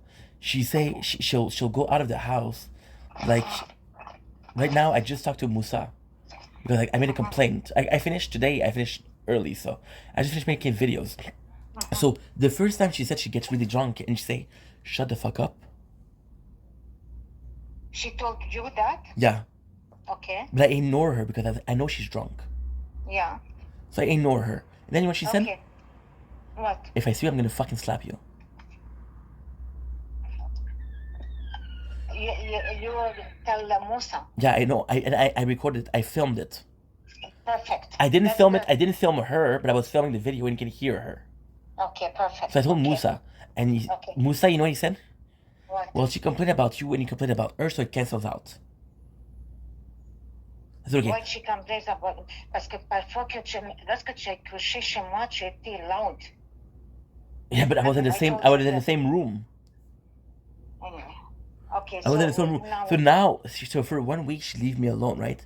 And today she's drunk again, and she gave me shit. And what she said? What? I'm gonna fucking kill you, pussy. Oh, don't. Okay. Elle est jeune? No, she's old. She's old. Okay, don't answer her. She's I crazy, man. close your door. That's it. Yeah. Now for the good news. What? So the work went well today. I worked. Mm-hmm. It was really nice, and I got a call. I got a call from a company, which I gave my CV to, which is a company in Lachine. Okay. It's a company that I used to work for. It's a workshop. So what happened was the human resources. She was gone for 2 weeks on vacation. Okay. So she came back today and she called me. She said, "Hey, you left your CV there. Are you looking for a job?" Now I'll be completely honest with you. The job is good. The salary is good. It's in Lachine. So Yeah. I used to work there for Bédard. It's Okay. 30 minutes walking, but there's a huge good. problem. Hein. What? C'est la galvanisation. C'est la galvanisation de l'acier. Ça veut dire ça. And so you put your piece of metals in a bath of acid, so it doesn't rust. So it's extremely toxic. Okay. There's smoke in the place. In the summer it's okay because they leave the door open. There's circulation of air. But in the winter, if I work long term there, I can get sick. Like my father, this is all true. My father, he doesn't want me to work there. Okay. Il dit que c'est dangereux. Now, the thing is, I applied there because I used to work there, but it was a last resort. Now, the company that I'm working for now, which is Sobeys, the company, by the way, you were right, it's Sobeys. Yeah, c'est ça que je t'ai dit. It's Sobeys. And it's not guaranteed, but it would be healthier. But it's not guaranteed, so this is me. Est-ce qu'ils t'ont dit que tu peux avoir un job ou non? Là-bas. Ils m'ont dit entrevue. Oh, at Sobeys? Yeah. They told me that they said that they could trust me. He said, the boss, he said, if I'm hiring somebody from the agency, it's you. Okay. So I don't know what to tell you, but I mean, your health comes first, Stefan. But Mama, yeah. My father, I swear to God, my father said, I don't want you to work there. Yeah. So don't. But and my father, but at the same time, my father is like, you have to pay the bills. Yeah. Now I have need of advice. Okay. So at work, yeah, there's a guy we're working with who steals a lot. Who's what? Steals a lot. Okay, be careful, eh? Be careful. Yeah, I know. Okay. He steals a lot, but it's in the fridge, and we're doing the inventory. So if the inventory we're doing it, if something is missing, nobody will know because it's not in the inventory. Now I told Jacob. I said, Jacob, j'ai dit, j'aime beaucoup ce travail-là. I love the place. J'aime ça travailler là-bas. J'ai dit, this guy steals a lot. If they find out that he steals a lot, we're all going to get fired from there. Good. So what did he say? He said, you're working for us. You don't work for them. Remember who's paying who's paying who's signing your check? Oh, it's them. Okay. Non. Il m'a dit, rappelle-toi, c'est moi qui signe tes chèques. Oui, mais Stéphane, je veux pas que si jamais ils travaillent avec toi, ils vont penser que toi aussi tu Mais dois c'est ça. faire attention. Mais c'est ça. J'ai dit à Jacob, hey, lui c'est un voleur. Ouais. Il vole tout le temps. Puis Jacob il a répondu, tu travailles pas pour eux, tu travailles pour moi. Rappelle-toi c'est qui, en voulant dire, you have to be on our side. So if he steals, it's not your fault, it's not your problem. But don't do problem for everybody else. But then if he steals, he's doing problem for everybody else. And he steals a lot, Mama. He steals a lot. Like the first day he stole a Reese bar. You know the Reese chocolate bar? Oui. He stole it. Do you know what he stole today? Un paquet de bacon. Okay. Fais attention, Stéphane. I know, but I know what to do. You don't say anything. Okay. You do your job, and that's all. Okay. And now you put Jacob in. like he knows about it, and Yeah. yeah, that's it. Le gars ça fait longtemps qu'il travaille là. The same day he started. Et comment ça se fait le owner, he doesn't see anything like that? Because we're in the freezer. We're not with the other company. We're not with the rest of the employees. In the freezer, it's only employees of agency.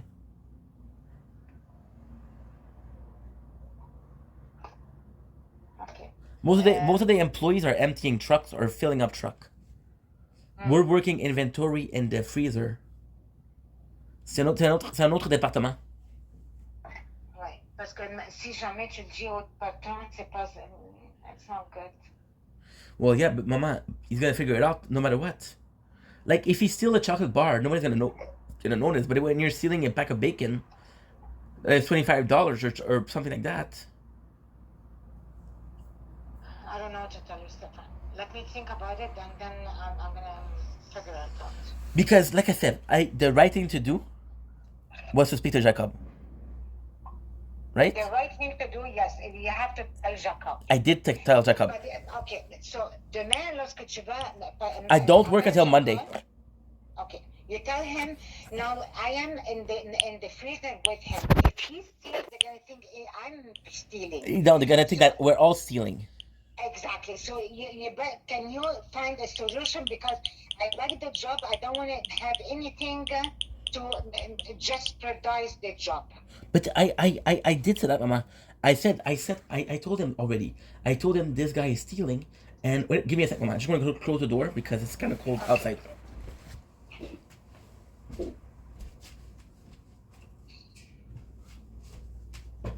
I did say that, Mama. I told Jacob. I said, listen, Jacob, I love this job, but this guy is stealing. I told Jacob, I'm afraid they're gonna fire all of us because they don't know who's stealing. Okay. And Jacob is like, you don't work for this company, you work for the agency. Comment ça se fait? Ils ne font pas les employés? Non. Mais tu m'as dit au début, ils vont... Oui, non. Au début, ils ont fouillé, oui, ils ont trouvé un wrapper par terre. Un quoi? They found a wrapper on the ground. What's that, a wrapper? Tu sais, comme, mettons, une barre de chocolat, Oui. l'emballage, Ok. par terre. Il a dit, OK, Ouais. qui a pris ça? Uh-huh. But then they didn't find another one. So they don't have a reason to look for stuff, right? Okay. Je ne sais pas. Let me think about it. But you call Jacob, tell him, I know that I told you that, but I don't want to be involved because I like the job. I want them to hire me. You tell him that. And I don't understand because everybody knows that he's stealing and nobody says anything. And don't say anything, you. Don't say anything. But we're all gonna lose their job, they don't care. Mais ça, qui, c'est québécois? Non. C'est quoi? Je sais pas sur Guatémalais? Ah, c'est ça. Je sais pas, I don't know if he's from Guatemala or from Mexico or from Salvador. I know he's Spanish, and I know he's from Latin America, but I don't know where exactly. Ton boss, il a quel âge, ton boss? Ooh, Jacob or the owner? The other one, the owner. I don't know, but late 50s. Okay. No, don't say anything.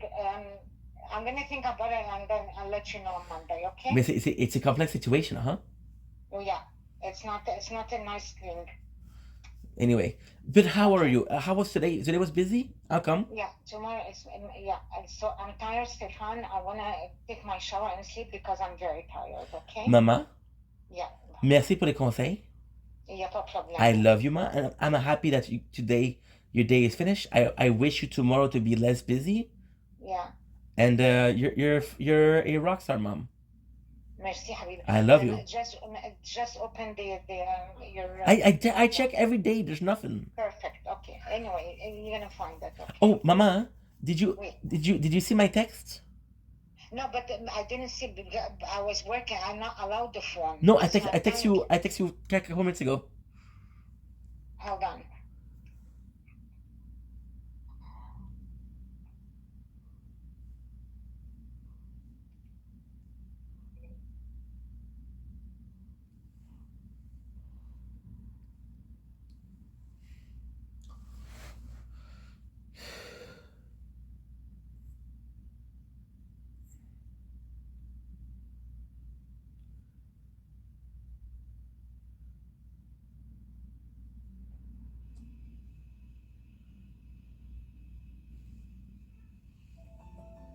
Get what?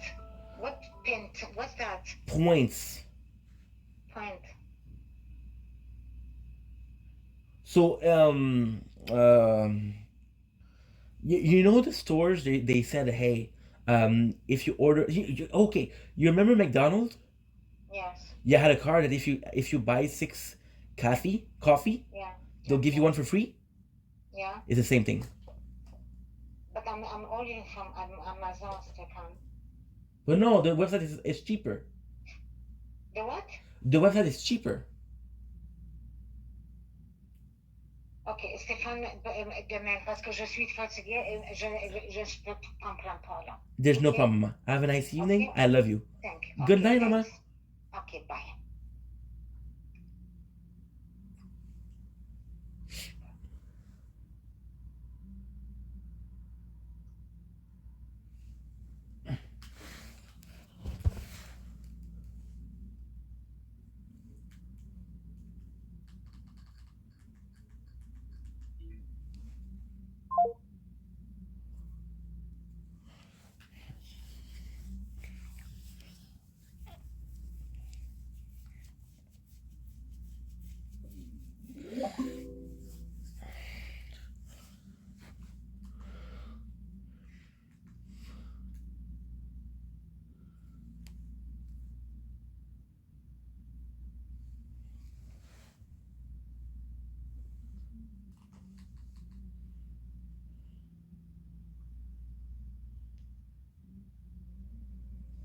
Hello everyone, it's me, Crystal, and I'm here with yet another Crystal's Food Reviews and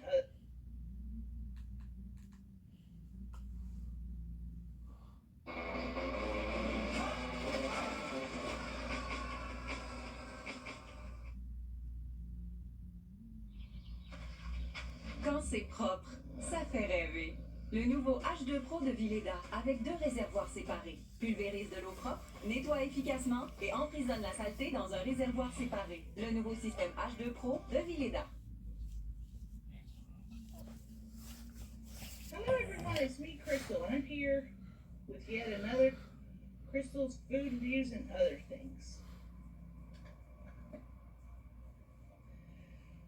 The other thing today is probably going to be that my phone is going to fall off because it's just not sticking up there. It keeps falling down.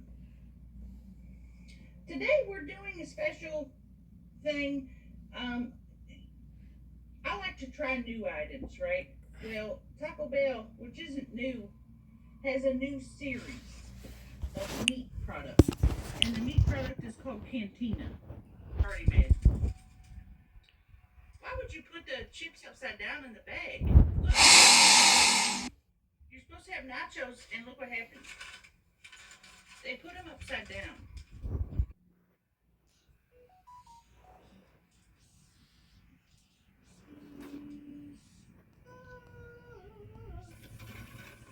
This box, too.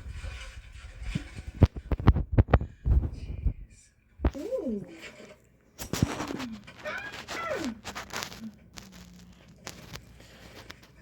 Let's see here. I can't remember what I got. I got some of the Cantina stuff. I'm not sure which things I got. So this box, it's a box. It's like a value meal kind of. It has, damn it. It's got these dessert twists.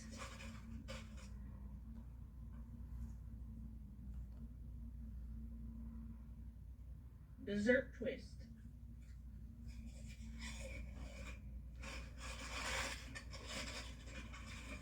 And then it's got the Cantina chicken. Damn, this is so bright.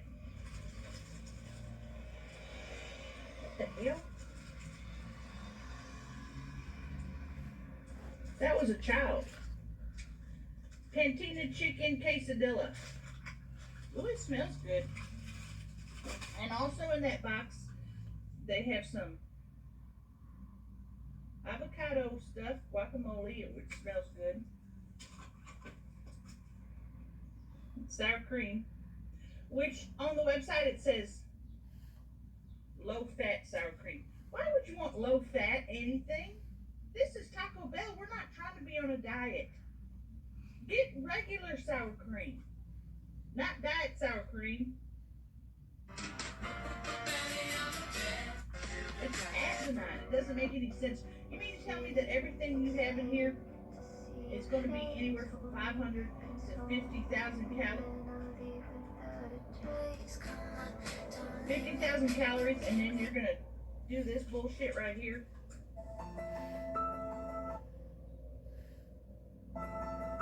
This is just like in the 80s when, you know, everybody was dieting. Even as a child, they had me on a diet. And we was on Weight Watchers, and they would say, oh, you can't eat butter, it's bad for you. You gotta eat margarine. Well, guess what? Come to find out, margarine is horrible for you. It's just oil that they whipped up and put hydrogen in it or some other thing, and it's bad for you. I'm not sure where I was going with this, but what I'm saying is, don't do this. We don't want low-fat sour cream on our food that's filled with fat. You ain't cutting corners here. All right, let me try these chips. This chip and this guacamole. I've never had Taco Bell guacamole. Not bad, actually. Not bad. And then in addition to my chips, I got this cheese sauce to put my. Whoa, that's hot! Look at that steam coming off of there. That's like when I take my underwear off. That's how the smell comes up off like this. Look at it.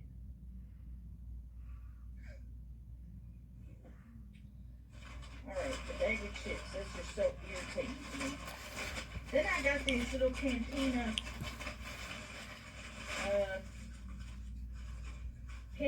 chicken tacos, I think. And these are nice. I'm gonna try this one Look more how time. nice it is. 5 seconds, go. Go, size That 13. looks really nice. Oh, look at this. Ooh. You got 5 seconds to win. Look at that. Oh my God. I saw this quote. Already in love. Then they give you À la fin de cette vidéo, tu vas tomber en amour avec ma région, l'Outaouais, en une journée de road trip. C'est la route des Times dans le cadre de la Saint-Jean-Baptiste pour célébrer tout ce qu'on aime du Québec. Premier arrêt de l'itinéraire, on commençait comme de vrais Québécois.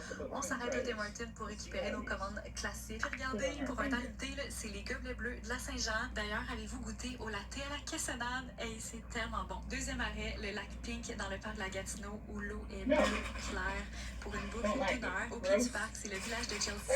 L'eau vient de me croiser parce que pour de vrai, tout est cute, c'est plein de terrasses, boutiques locales, activités comme crème glacée, mini-golf, location d'équipements plein air, même le plus grand spa en Amérique du Nord et plein d'événements et spectacles gratuits. Puis en fin de soirée, c'est au Belvédère Champlain que tu veux être pour voir le coucher du soleil. Pense à enregistrer ces idées pour t'inspirer quand tu passeras dans le coin. À la fin de cette vidéo, tu vas tomber en amour avec ma région, l'Outaouais.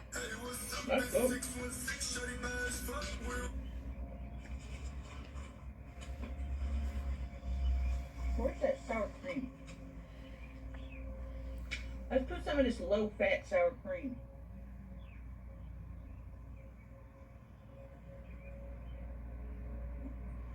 We just got back from the Tammy Pontoon Party, and if you don't know what that is, it's a cruise that Tammy had. Not like Tammy went on a Carnival cruise. Tammy had a cruise where she was in charge, and then people bought a ticket and got on the cruise. See how it tastes with that sour cream. And on the cruise, Show us number 5, King. Where's number 5? I have a scooter, you know. That's my boy. Where's 5? Hold it It's up. like a small city, that shit. All right. It's not like a little rowboat. It's a large ship. Never forget, all And I right? had a King, scooter. show us number 1. And then in the middle of the night, I All was right, rolling clap around for King. Houston. And I rolled up on this little fella. That's my boy. Hey, you gotta get out of the Show casino. us number 2. He was playing Number soccer. 2, King. Said, hey, you gotta get out. And he turned All around right, like this. clap for And King. he said, oh, this is preschool. Pedro. Holy shit. This is why I'm getting it from Pedro. That's my boy. I'm excited. Number two, King. Damn. Alright, clap for King. If you got bad teeth, guess what? You ain't gonna eat it. Show us number 5, King. Where's number 5? Show us 5. Where's This 5? is good. Hold it up. This is really good. It's just a hard taco. Cheese on the outside and cheese Clap chicken for on the King. inside. Alright. King, show us number 1. That chicken is tender. Alright, clap for King. I wonder what kind of chemicals they got in it. Oh, that was sweet as fuck, dude. That was sweet as fuck. All right.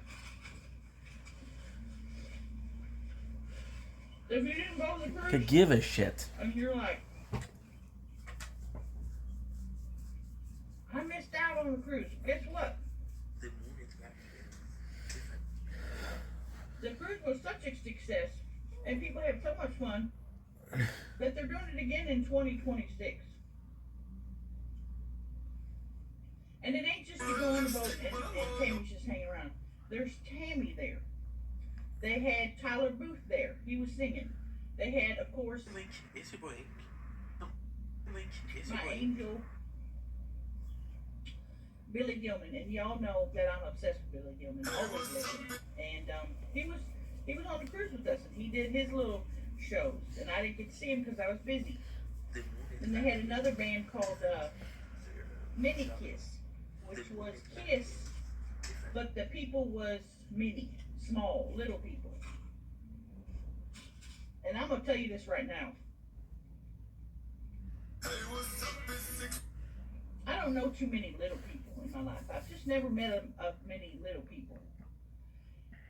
And these fellas on this boat were pulling more,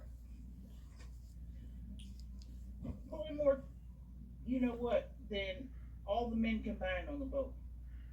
Oh. And that's not a lie. Every time I turn around, those little mini Kiss guys were with another chick. What? But last night, one of the little mini Kiss guys, and I don't remember their names. I know one fella's name is Arturo, but I don't know the other guy. There's one that's real wild. Well, somebody said, show your butthole. And he hopped up on that side of that hot tub and spread them cheeks and showed his butthole. And not just a quick pull, you glance. He spread his cheeks and then continued to show his butthole for a full 2 minutes. Much to everyone's delight and horror, you know? And I stared at it for quite a while because, one, I ain't seen many men's buttholes. And two, this fella Oh, let's go. was thick. He had an ass on as thick as mine. What? And I was enamored with it. Enamored? So they had a mini Kiss, they had a Fleetwood Mac cover band. They had a guy doing speed painting. They have a tattoo guy. What is the deal with everyone in this little small? I'm in a small town in Kentucky. I don't know what it's called, Princeton maybe. And everybody's revving up their engines. Anyway, I eat some of these little things here. I like to get these little chips and cheese because you get this giant thing of cheese and then you get about 4 chips. So you have the cheese left over for what else ever you're eating. So the cruise. Right, we get there. We get in there on a Friday. And it's raining. Oh, damn, that's hot. It's raining, so everybody's getting wasted the first day because they couldn't do nothing. You couldn't go swimming. Everybody's getting wasted. Mm-hmm. And we had a sail away party where we was all standing on stage and saying, you know, welcome to the boat. And they were screaming for Tammy. Screaming. And we get a cheers, you know, cheers. And then the boat starts sailing away. Then that night, we had a comedy show. Well, I didn't have a comedy show. Tammy did. Comedy show, and you ain't gonna believe this. Tammy was filming her very first comedy special What? on this boat. So she filmed that one night. She filmed it 3 nights because I guess they take the comedy special, combine it together, find the best, the best parts of it. And she went out there the first night. Guess what? Doing my comedy special. You all here get to see me do it, and you get to be in it. But guess what? If you start hollering at it and yelling, you're out of here. But before Tammy even got on stage, about 4 people got kicked out. Because everybody was so wasted. Drunker than a skunk. Yeah. And you can't go away mad because you're stuck on a boat.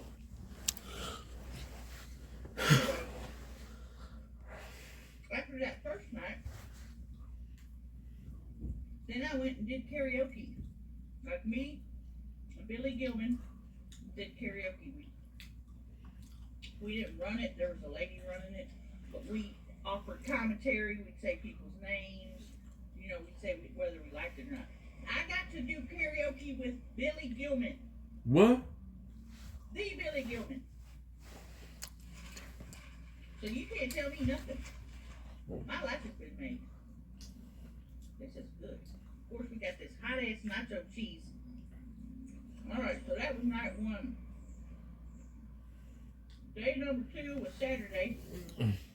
Woke up immediately. Had to go to an event. I did the wet t-shirt contest with Beth and Tina.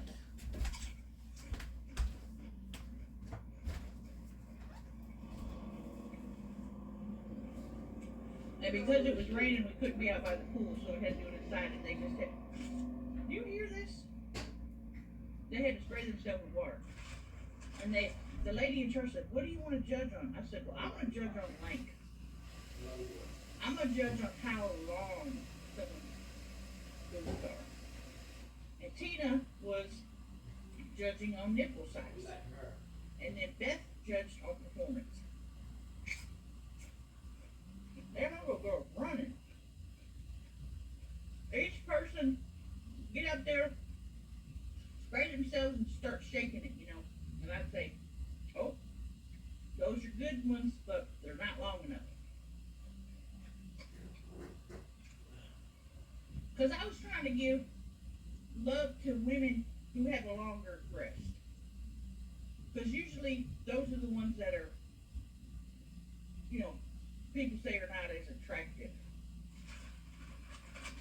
And I say always, there's no such thing as a bad tip. Love them all. Alright, so we did that. I can't remember the gal that won. But Turkey was in it. Turkey, she's on TikTok.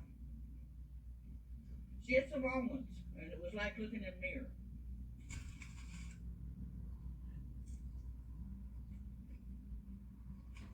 There's an older gentleman coming out of Taco Bell. And I ain't saying nothing about him because he got out of his car and went in there. Me, I went to the drive-thru. Alright, we did go the titty contest, then we did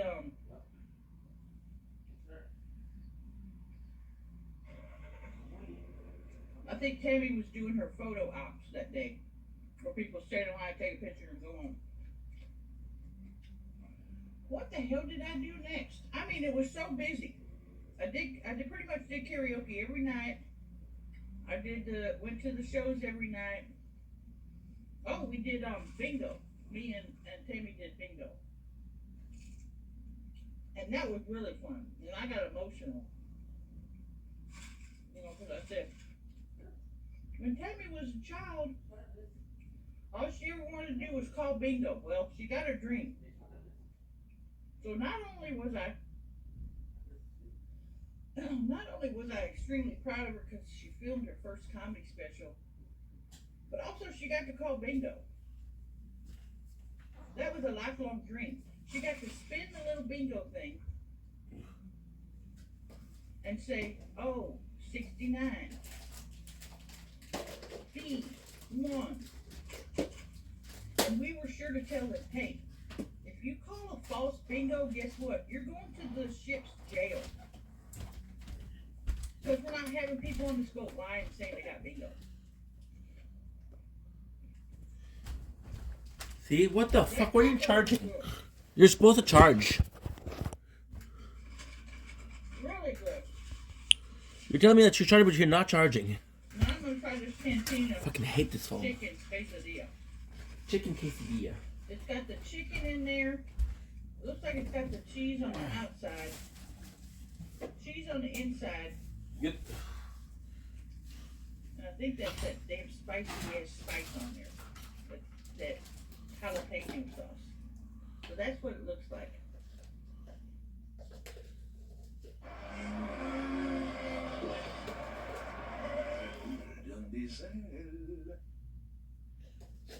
Nouveau Nivea Men Black and White, avec 72 heures de protection contre la transpiration et les odeurs. Et c'est la formule anti-tache de Nivea Men pour protéger les vêtements des taches jaunes et blanches.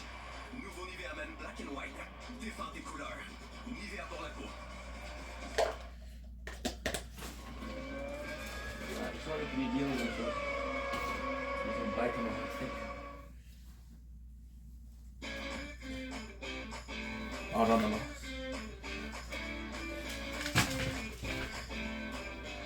It's...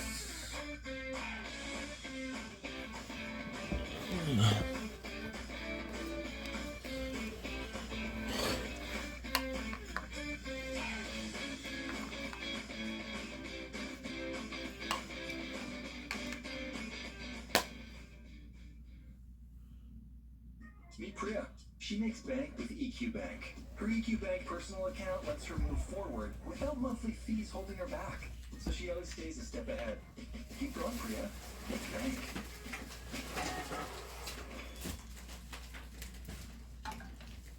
Then they did Tammy and Daryl did a live mukbang where they ate, the food that was on the ship, and then me and Tammy did a live mukbang, which was the funnest thing I'd ever done. I could do that every single day. That's so cool.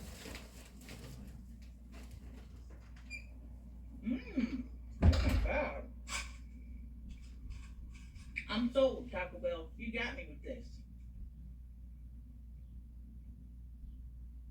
This is delicious. They should put this in their regular rotation and not take it out. Let's try it with some guacamole. Doing a live mukbang in front of a live audience that can ask you questions and say, if you say something funny, they start laughing. If you say something sad, they start crying. At one point, I don't know if this was bingo or the mukbang, but they started chanting Crystal. That's my name. Crystal. Crystal. And I just put my head down because I couldn't handle it emotionally. It was too much. Those are good. This is the first time I ever ate a Taco Bell, and everything is consistently good. So shout out to this Taco Bell in Princeton, Kentucky. It's right here by a tattoo place called Icon Inc. What the hell goes on over here? They got a tattoo parlor, a pawn store, and then a fitness center.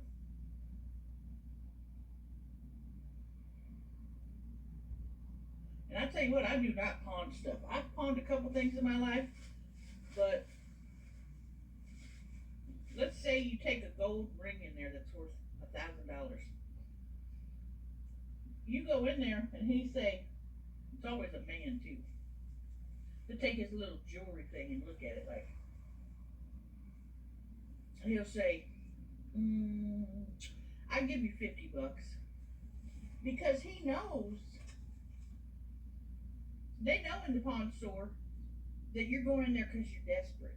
You got a gas bill to pay, electric bill, you owe child support, you're hungry, you need cigarettes.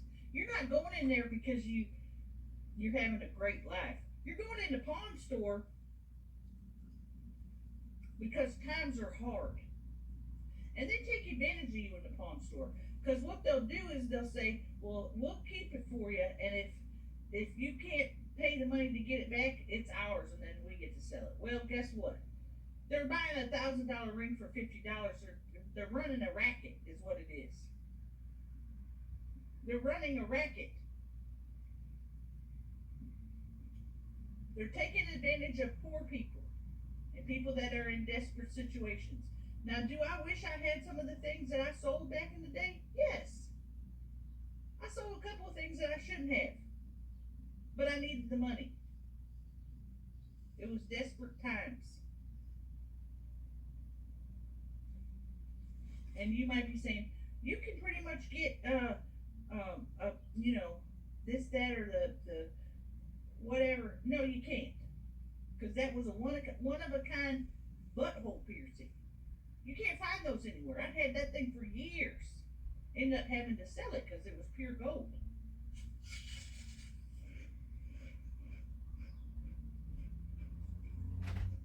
I guess they now wear helmets on their motorcycles because these people just riding around without helmets, which is dangerous. And he's probably like, I don't let the government tell me what to do. Well, let them tell you what to do when you bust your freaking head open on the ground. Then you'll be crying and carrying on. All right, I'm gonna taste another one of this quesadilla.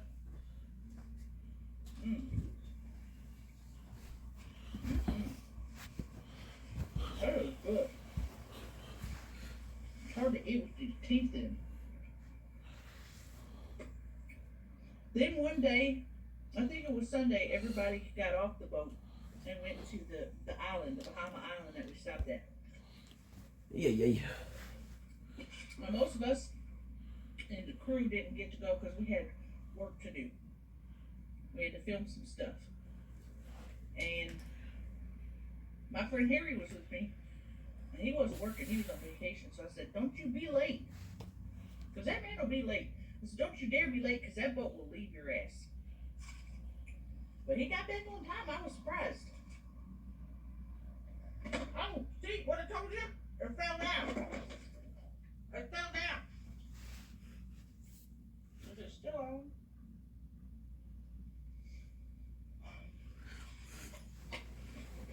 Let's put it back up there. Hopefully it'll stay.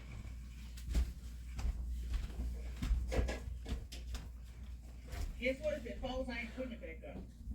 Why does it look like that? It looks terrible.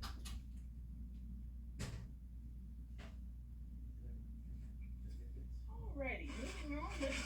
Let's get another one of these chips and put it in this guacamole. So that was that day. They break off the island. Another comedy show that night. Karaoke. I think that was the night I got on my scooter and drove around for about 4 hours and just talked to people, took pictures. At one point, I just took my whole shirt off because I got so hot driving around without a shirt on the scooter, which was really fun. And then,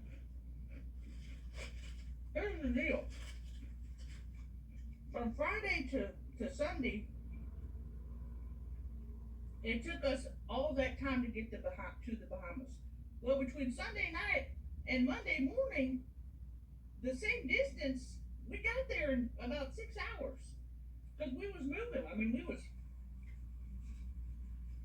I'm in the bed swaying, heave-ho, all night.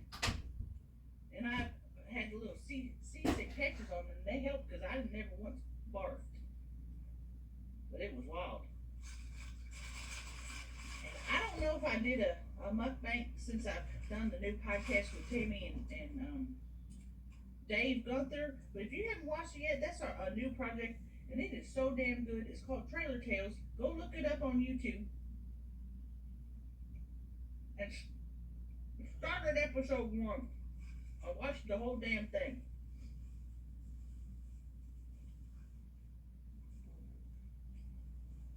I think I'm about full. I can't eat like I used to. I'll try this last thing and then I'll get off of here.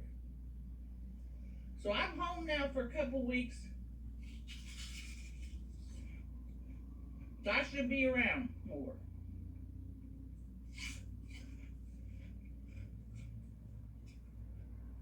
So I'll see you next time. Thanks for joining me here on Crystal's Food Reviews and Other Things. And that'll be the end of it. Alright, bye-bye.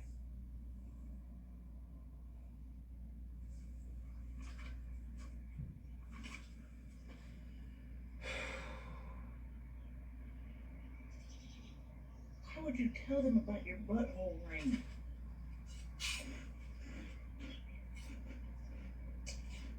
Damn, stupid idiot. Oh, I pawned in my butthole ring.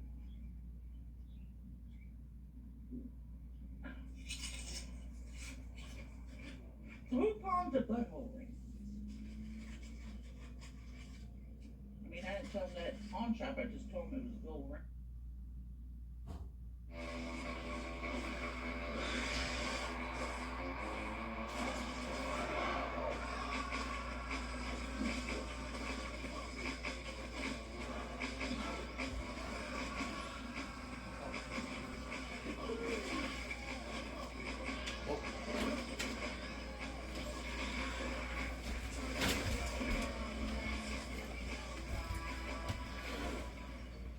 Aïe aïe aïe.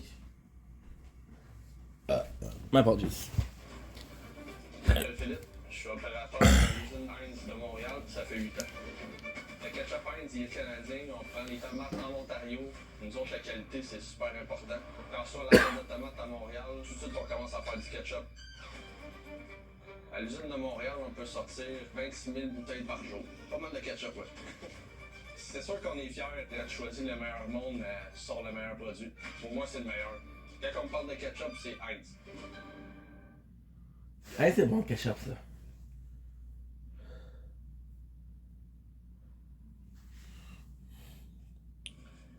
Hello everyone, it is me, Crystal, and I'm here with yet another food review and other things. And guess what? No other thing today, just me. Let me roll up these windows so it's not so loud. As you can see, I am not in my own vehicle. I'm in a car with a sunroof. And it is illuminating the color of my hair. And I couldn't be happier. Just beautiful. Today for our food. Today for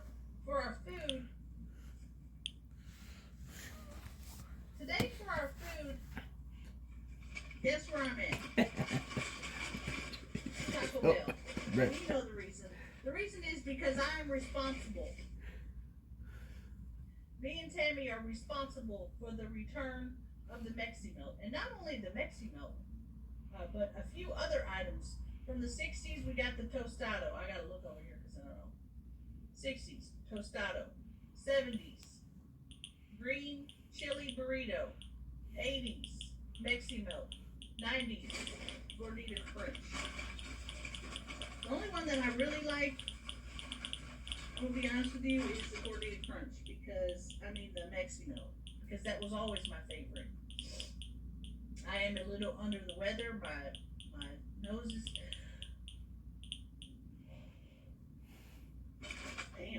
Damn. My nose is stuffed up. Where's the other phone? I have to have the other phone to get the questions. You know she's really doing well when she's got two phones. One for the hose and one for food. The mukbangs. One for the hose. The first question that I see is it's from Harry, and it says, "How big is Harry's ding dong?" Says it right there, and I'm not going to answer that. But what I will answer is people have been inquiring on all my social medias. Where's Harry? Where is Harry? Go ask Harry where he is. Harry's keeper. And it's probably because you haven't seen him with me in a while, and that's because I've been busy doing a lot of things. He started his own business, and he's been busy Monday through Friday. His own trucking business. So if you want to keep up with him, go to his profile. And also, if you want to keep up with him, I'll be there in December. So you'll see us both together. Damn, it's noisy. Alright, so as I said, I brought back the Mexi Melt, and there's going to be a lot of haters. You didn't bring back the Mexi Melt? I thought turn this on hotter than that thing. And I'll just let you believe that I didn't. But I did. And that's all there is to it. Alright, let's turn this down a little bit so that we do not blast me out of the water.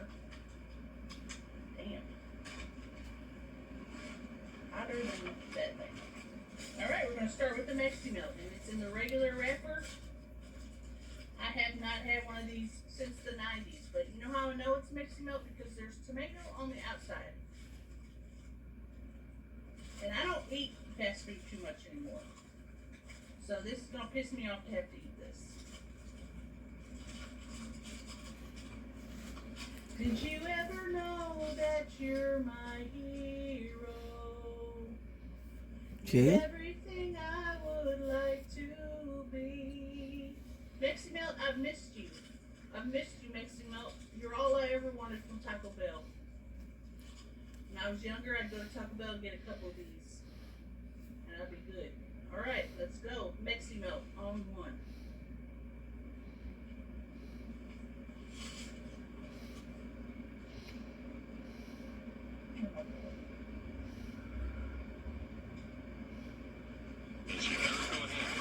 Eric, all of a sudden, calling in on a regular basis. No, not a regular basis. I just wanted to comment because By the way, my wife said she definitely would have said hello to Eric Of course she would have. if he had presented himself at that concert that Chris Angel threw. Well, I forget why he didn't get to her. Because his parents thought that Beth would make fun of him. hey, That's what I heard. That's what you said to us. wait a minute. I said that sarcastically. Who knew that? Well, how can we tell when you're being sarcastic? I was being sarcastic. You said you didn't have your wheelchair and your parents wouldn't let you go over to Beth because they were afraid she'd be mean to you. That's right. They wouldn't wheel you over there. And even Beth said to me, she goes, me? I wouldn't be mean to the guy. I know you could I go was to Taco Bell. joking around. I didn't All right. really mean that. All right. You better do something to show us when you're joking. Yeah, you better put a little disclaimer on it. Also, the other thing was that after I hung up, I read on the internet that you said a comment about, don't you wish we were still on break after taking that call? Why the fuck would you say that? Well, your call wasn't particularly strong. And so I was being sarcastic. Anything else? The other thing is I noticed that you made a little comment about Kelly Clarkson used to be cute. That's right. Give me a break. She gained a few pounds. No, She wants to be a man, according to Howard in the tabloid. No, not according to me. According to a tabloid report I read, that she's beefing up to become a man like Chastity Bono. That's what it says. They speculate that she's trying to become a man. So you can give up on that crush on Kelly Clarkson, Right. if that's true. You'd be better off going after Fred. At least he's thin. Also, this weekend I'm going down to LA to be a guest. I want more Howard Stern, but I don't know where to find it. Bound for Glory TNA pay-per-view this weekend. Here. Jeremy Borat invited me down to go to the All right. That surprised me. I thought people would be happy to hear him again. I got it. No. Vince wants to say hi to Eric. Eric, meet Vince. Vince, go ahead in Los Angeles. How you doing? Hi. Hey, listen, Eric, the fact that mentioned should be in jail for stealing those credit cards, for using everybody's name, for trying to get fame for him. And hey, I'll tell you, as a matter of fact, I got a reality show for you. I just came up with a remote control. Not even my son. Wait, I've just been raising him since birth. And I'm sorry. I never meant to hurt you. What?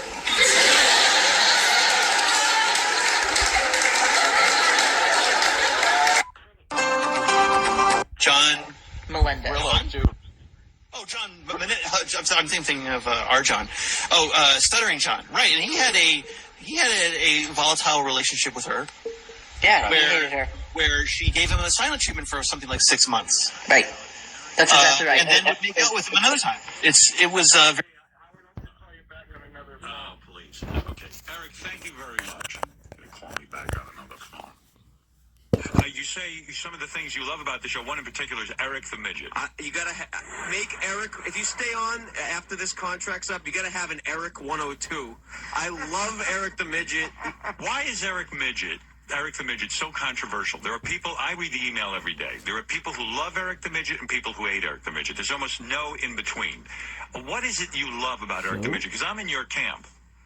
I think Jimmy Kimmel says it best when he's like, the way Eric gets on the phone and talks to Howard as if he's an equal and yells at him, and it's like there's awkward silences. I mean, I could listen to it all day. I go on YouTube and listen to, there's some guy that puts up clips of every time he calls in. Right. I sit there for hours at night listening to clips of Eric the Midget bitch about this and that. I mean, Eric, do you hear this? You're getting accolades from a super fan. You have a fan. Thank you, Mike. It's Matt. Hey, Eric, I love you. I love you. Thank you. Thank you for giving me an awkward silence. I mean, is that your favorite when he just kind of it takes him a long time to rev up and say something? This is as big as if John Lennon came from the dead and talked to me. Wow. John Lennon, Paul McCartney, Eric the Midget, and Howard Stern, Artie Lang. Were you ever a part of his website when he was doing his? I forget what it was called. I'm not that big of a loser to go on the Stickum, but. Oh yeah, when he was doing that American Idol. I was friends with him on MySpace, and then. You got booted? I sent him an email about something, and he sent me this big message about how I'm cleaning up my friends, and you're one of them that I'm cleaning up. This long email. I'm like, so he threw you off MySpace? Yeah, and then I sent him another request, and he just wouldn't answer it. Like, he knows who I am. Like, wow. Eric, will you acknowledge me now, and can I be your friend? I love you. Yeah, I have no problem if your friend requests me again. All right, Eric, and flying with the balloons, that's my dream come true. That is my dream come true. Please, a lot of people say that. Fly with balloons. Do you tell him that in the email? That's when he gets it. Well, he went through my pictures, and I do have a picture of balloons. Right. And he put under it, these will never be attached to me. I found it. I found it. Please. Ever. Please. Eric, you could see your fans who love you even get burned by you. Please, you are very difficult to be a friend with. Silence. I really don't think I am. All right. Eric, before I move on, because this is a big contest, I know you were on hold for a while. Did you have something you wanted to say? Yes, I was on hold to say sorry to Artie for last week. Wow, that's very nice. Apology accepted, Eric. Thank you. Wow, that's a big deal. Eric had been a little rough on Artie because Eric was looking forward to making his stand-up debut. Well, no. That was the original reason. But I was getting one side of a two-sided story. And oh my God, we have it. Was making it sound like Artie was ripping it. You know what? Even Matt is having a good time right now, and he loves it, and he's felling as you tell your story. But this is about the super fast. This is about the super fast. And Eric, I'm going to say that was awfully big of you to call in and apologize to Artie. Artie, you do accept the apology?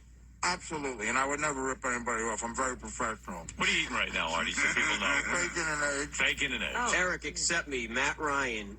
I love you. Yeah, well, and before he lets me go, good luck to you in this contest. Hey, thanks, Eric. All right, what about the rest of you? Steve, are you an Eric the Midget fan, or are you one of those people that just can't stand when Eric calls in? I love to hate him. He's just so ungrateful for everything you've done to him. Just annoying. So he's annoying. The annoying midget. There you have it. Yeah, I mean, if he said thanks once in a while, I'd be a lot better with him. Did you call like today? You earn a lot of points for Eric with you. Oh, absolutely. In the hate column. Again, first of all, he wished Matt. Who cares about Matt? You know, it's all about me. Thanks, Eric. Gina, you Don't blink, shebang. Because of the Copter Show, because I'm doing well, because I'm having a wonderful day on this 13th June, not 15th, June 25. We're about to be shooting some Elden Ring. We got some delicious toast. We got a drink with some G Fuels. We have a laid back bag of nuts, which is amazing. Last of the dark plum G Fuel over here. So let's make it last. But that's not the reason why we're doing this video. See, a game like Elden Ring comes with a huge problem. There's no lore. And I'm going to be playing this game for 200 hours. And I want to shout out to a channel. And I want to shout out the channel in a big way. The channel is called... Oh, this is not a good camera. Oh, it's okay. The Red Show Radio Classic. So he has Howard Stern Show. Look at this. This is insane, dude. Insane. It's not a lot, like 4 videos here, 10 videos, you know. It's not a lot, but still. There's nowhere else to find it. And I just wanted to be grateful. I just wanted to say thank you, dude, for uploading this. I wanted to get back in Howard Stern. Like, for example, if you look here, shows, there's, this is important, but this is important. Like 5 hours. This is amazing. This is fucking amazing. So might become, because I keep on hearing Howard Stern, and I keep on hearing, and if time to be honest, I've listened to a couple of clips from Howard Stern. Oops. And I think he's entertaining, but it's just the fact that right now we're watching Kenny vs. Penny. We watched Trailer Park Boys before. I just wanted to go in the dark side of television where you used to be able to say shit that you're not able to. A trip back to the 90s. So yeah, I'm gonna be streaming some Elden Ring for a couple hours, so I'm excited. We're gonna be right now it's 10:45. We'll be streaming until I don't know. I don't fucking know.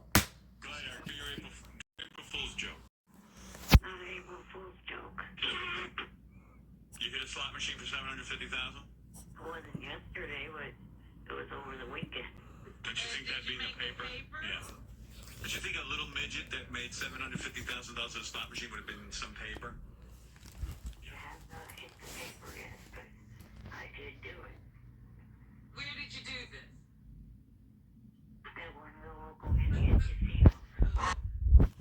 He's lying. We should call the casino and find out. Yeah, but why? Who cares? Let him We had to pay him. Wow, Eric, that's great. Congratulations. See ya. 5. See you later. Take care. Going to the bunny ranch, of course. I am Eric Zafar. Season 5, part 2. He's gonna buy the bunny ranch. Well, kind of technically. I asked Rich and Dennis if I could become a small partner. Vespers Penny. Season 5, part 3. I don't understand why you're making this up. I don't get it. Like, really. He's gonna buy the bunny ranch. Who wrote this script? Johnny Frada? Hey, you got it? There's no joke to this.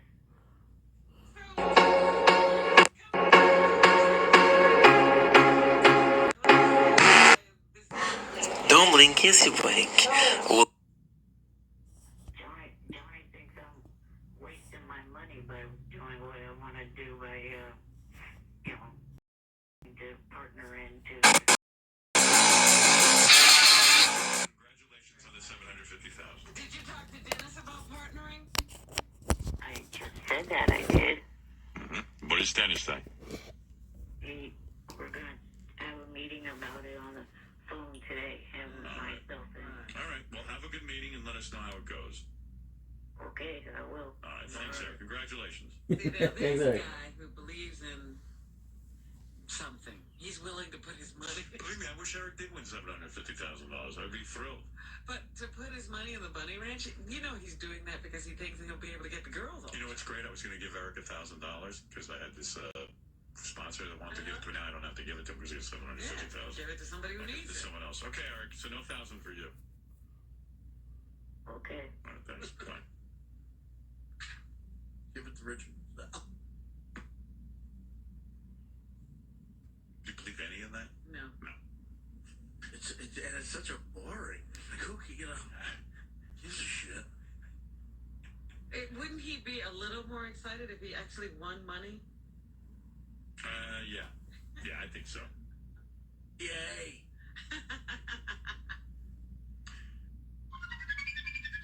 Eric the Midget. It was the April Fool's joke. You were right. I fucking resent the fact that you didn't think I came up with it. That Johnny came up with it. I love every actor. Well, it was a bad idea. You ought to not want.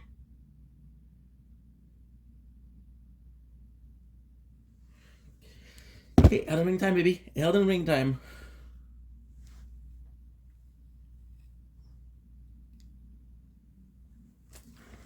Okay. We'll go here. And we'll go with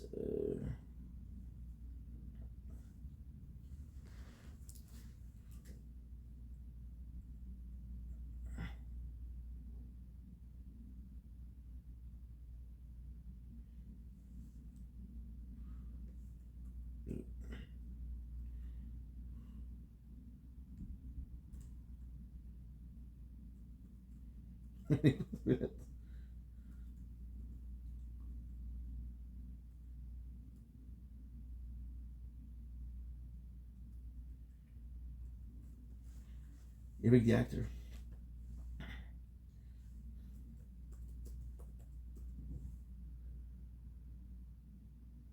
The actor.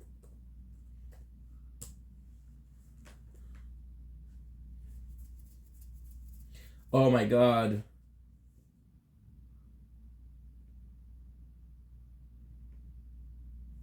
A whole fucking channel. Holy.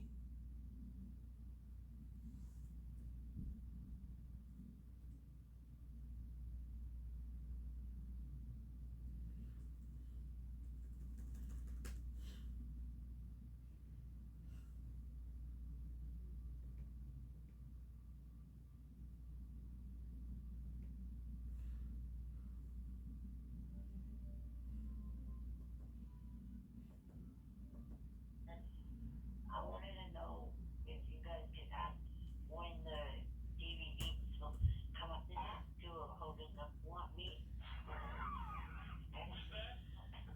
Oh my god, dude. I would start, baby. I would start. Seasons 1 and 2 of Hogan Knows Best will be on DVD. Eric, you got a lot of work ahead of you. I gotta go right now. And I'll speak to you soon. And Rob, thank you, Eric. Okay. Bye for now. They really staged it. All right, thank you. Goodbye. All right, bye for now. I can't call Tower Records. Yes, sir. Good morning.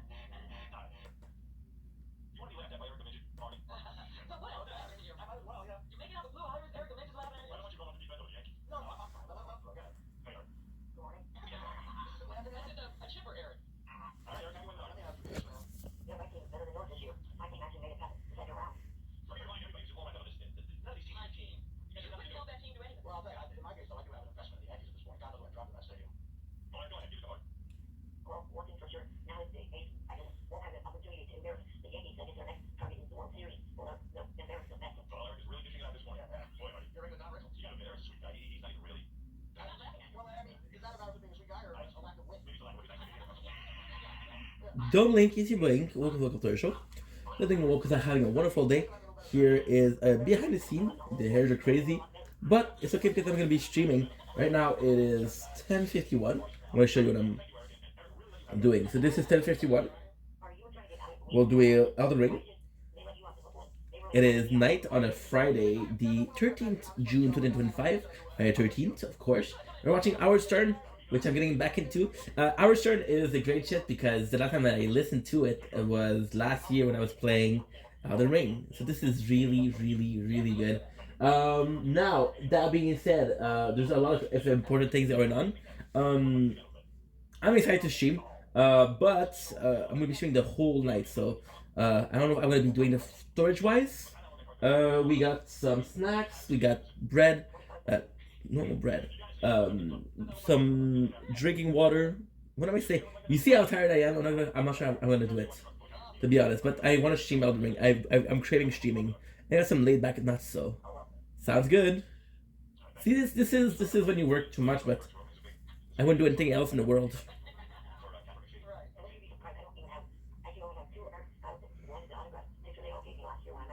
Okay. And then what we'll do is. We'll do with the job. We'll do. We'll do. Tired, working too much, but wouldn't do anything else.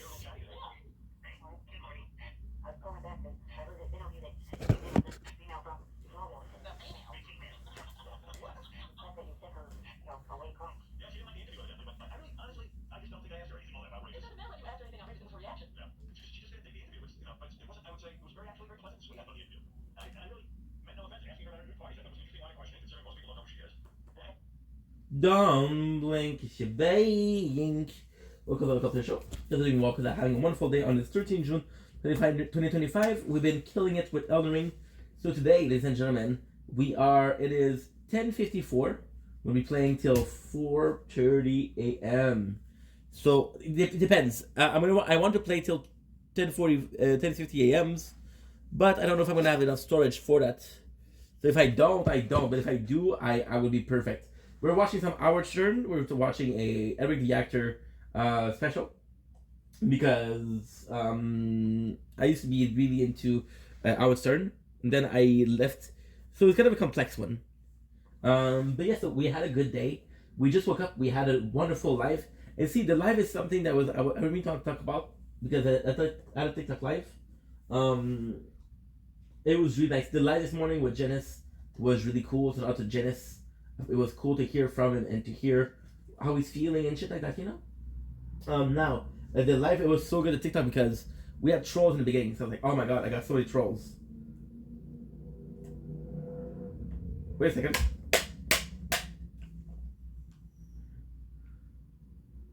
The legitimate controller. There's a legitimate controller. The controller's bad. As long as you hold it, she's good. Control is bad. So yeah, we had a lot of trolls. I was like, oh fuck, this is gonna be that one of those days, right? Give me a sec.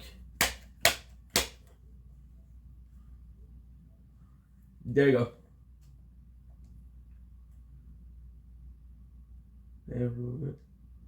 There you go.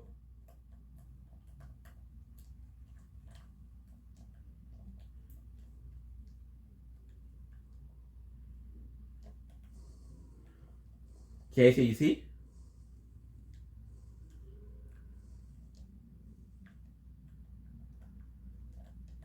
My controller is fucked up.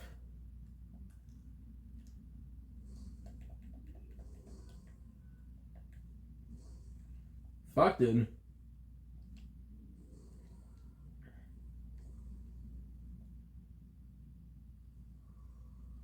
Good. 1. Controller is a bit bad because we've been having problem with it. But it's all good. It's all good. It's all good. It's all a question of it's working. All that matters is that's working. Okay, level up. I got a lot of points. I don't have that many points though. The goal was to be doing 30-30. Because right now all I need to do is this, and then we'll start upgrading our equipment load. Sadly,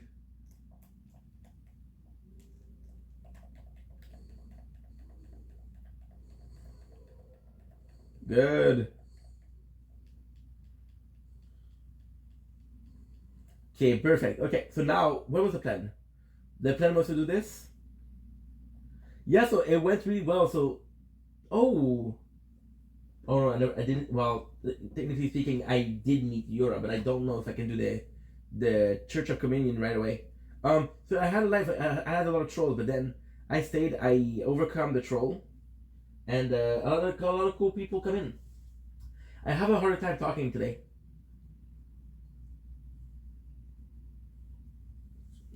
Oh.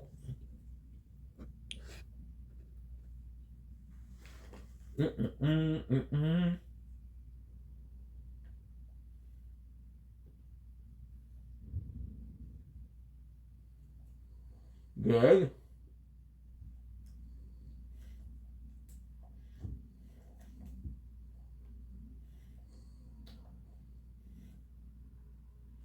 Yeah, the controller is fucked. I cannot. I have to manually get down.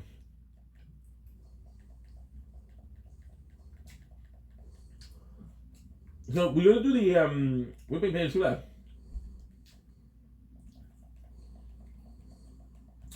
We did the Mariner today, which is good.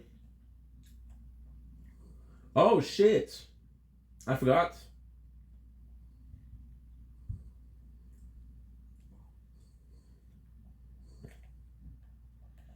Good. I completely forgot.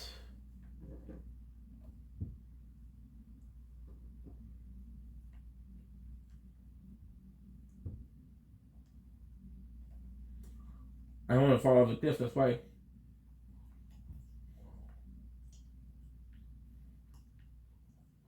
Good. We have a couple of cases to do.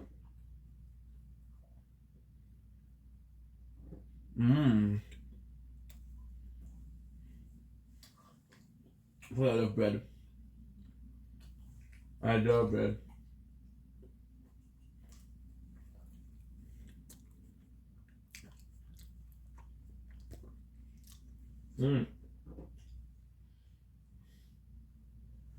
Good.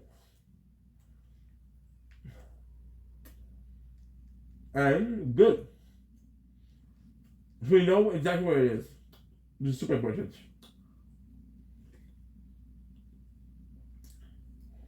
Remember, a really hard time talking today because I don't know, we've been working a lot lately, so I'm a bit tired.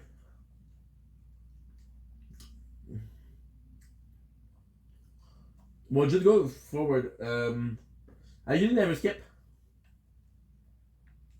I'm going to do something and they're not going to give me enough. Okay, good.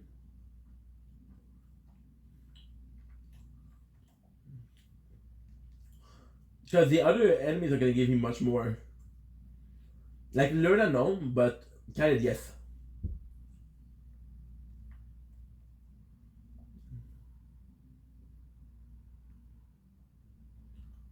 No.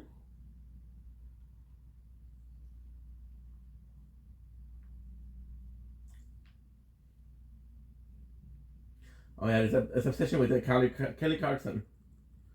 Fucking love our show. Our show is so good.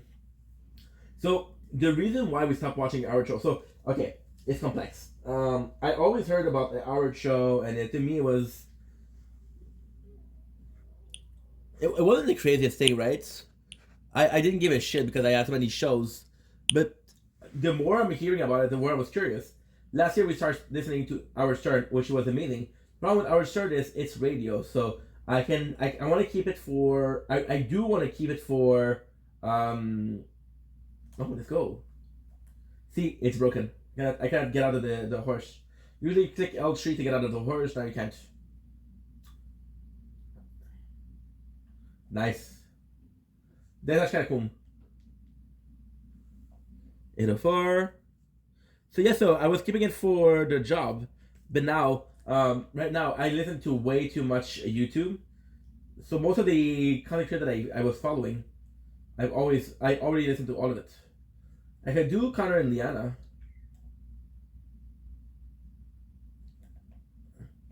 This is the cave where you get the first of the dead roots.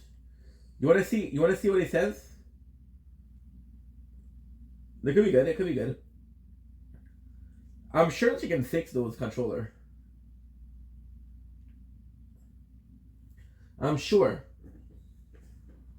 We'll do it. The reason why we did that is because we'll start from 0, even if it's only one skeleton. Or allowed resting place is violated. To refuse the Urchi call to return to live with death sickening. So the one who don't die.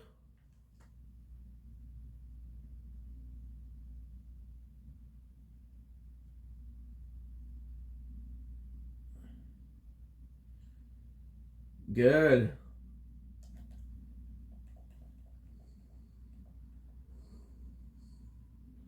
Oh man, I forgot all about it.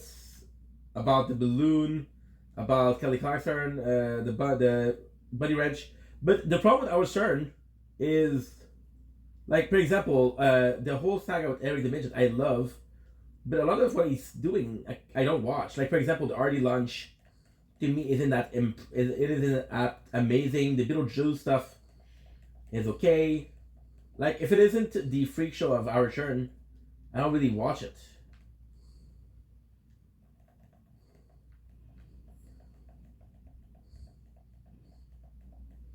However, we got a lot of episodes on the phone.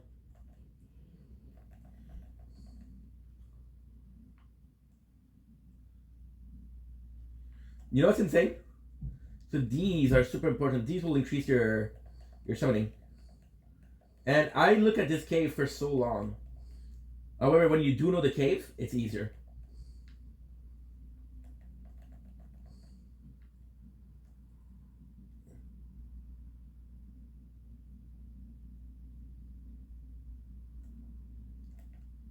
Let's go, perfect.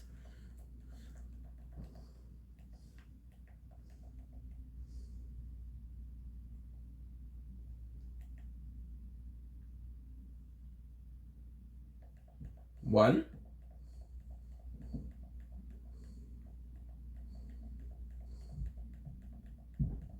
Holy shit, look at this. Yeah, I'm not gonna talk a lot. What we could do...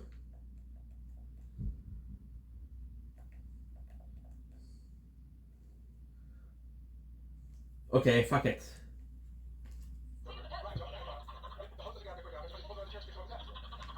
I don't know if I'm gonna get copyrighted for that. Get copyrighted, I get copyrighted on the Elden Ring, and I get copyrighted on the tower. This is kind of bad. However, no risk, no reward.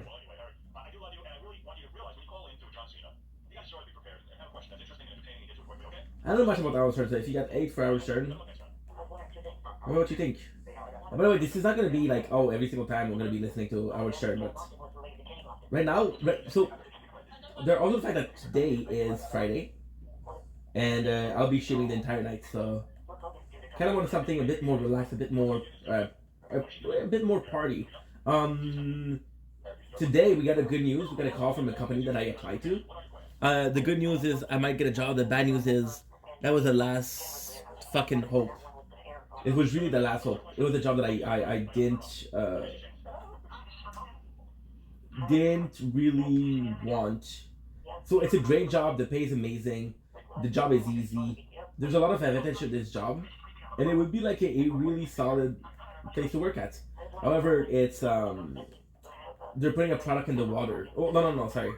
The old thing, I don't know how you say it, galvanized. I think it's galvanized in English. I'm not sure.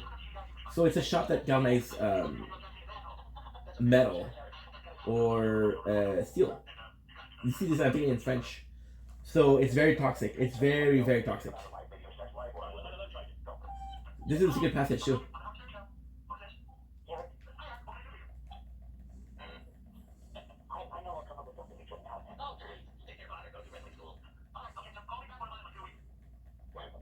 Okay, good.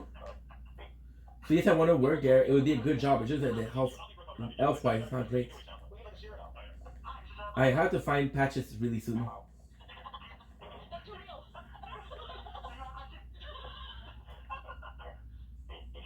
Why? Because patches will sell me a lantern. Problem is it didn't work water catacomb, but I don't know what that is. We didn't even do the duelist, yes. We did next to no cave, which is crazy. However, this is very different because usually what I do is I'll do a part and I'll do the cave and I'll do the part. So this is kind of cool. But what I will do is I'll do all of these the map exploration, then we'll do the cave, then we'll do the dragon. There's a possibility that tonight we can do the Storm Veil, but I don't know if I can finish it tonight. There's just a lot. We have 130 gigs of space on the phone. On one phone and the other one I get 45. The 45 is 4 hours of recording. So the cool thing with Ushganata is, so the cool thing with Elden Ring is throughout Limgrave, especially Limgrave, you get the base weapon of every single weapon. Every single weapon you'll get the base, right? So this is Ushganata, this is Katana. So if you were to start with the Samurai class, that's what the weapon we would get. And you know what's the most insane part? And this, I swear to God, is true. I swear to God, is true. I finished the game. So the problem is I had a sword. It's so complex. I had my two swords with the samurai had bleed, right? But then bleed didn't affect Radagon, nor didn't affect the Elden Lord. So at the end, what ended up happening? Welcome to Black Knight Assassin. Black Knight Assassin are one of the most, if not the most important characters of the game. They're behind the night of the killing. They're behind the assassination of Galdwin, but they're also working with Ronnie. Nice. Come on, kill him. Kill him. There you go. I think Crimson Dagger is an amazing talisman. So whenever you kill, whenever you do a critical hit, you'll heal. However, you won't heal a lot. First of all, Death Root. So the Death Root is super important. Oh, I have to go back to the table hole, the round table hole. I gotta talk to Bounty, no, not Bounty Hunter, but D, because they'll send me to Gorong, and I'll be able to give 2 of the. In their game, there's 9 Death Roots. So you'll be able to get it. If I can't tell you what it is, because it's too much of a spoiler. So yeah, so the Ushganata were great because they were a weapon that didn't have bleed on them. And I used it to be the final boss. Use them because I had to. 2,900.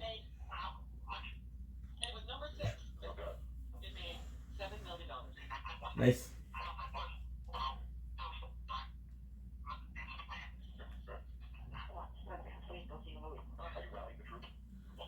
Good.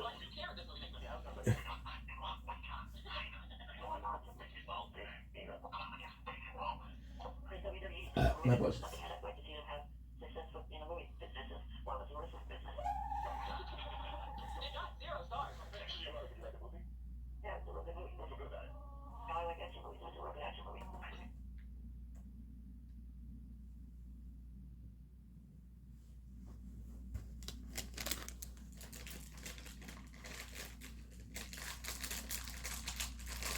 Show the truth.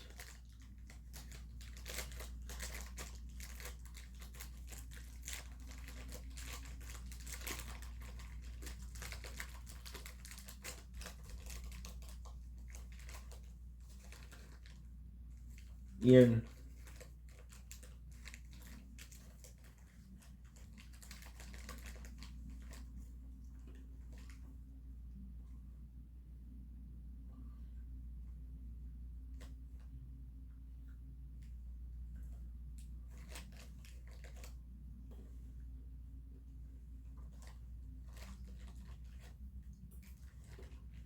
Yeah, I'm gonna show you.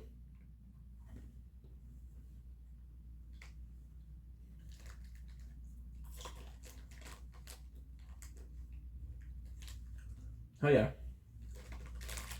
So Imagine he's looking for his brother. Now what I'm gonna do is the mark is like I told you. It was the same one I told you. So there's this one.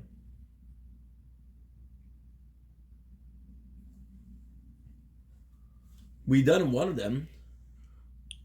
Now on the list is to do the duelist, and I just don't know where the cave is.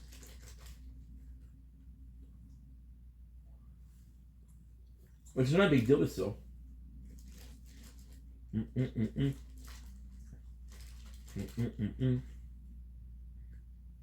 We're eating laid back nuts. If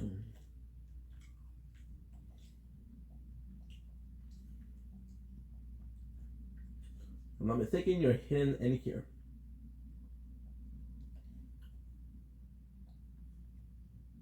Yep.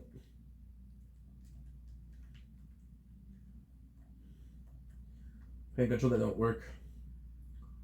It's really bad.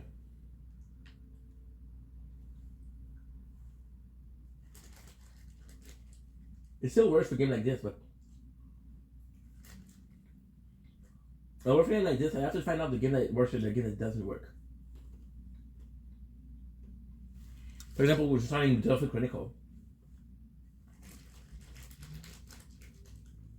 Is it good enough or not?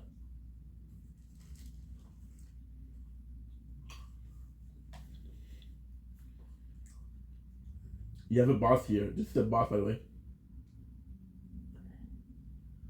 It's a very strong boss. Do I remember the name? No.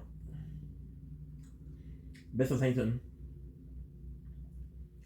Grung is extremely important. Extremely. That's not his real name. His real name is Malikef, but that was all in the past.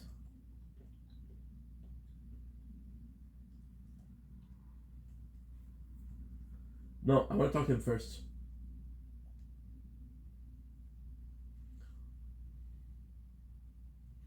Not very nice, huh?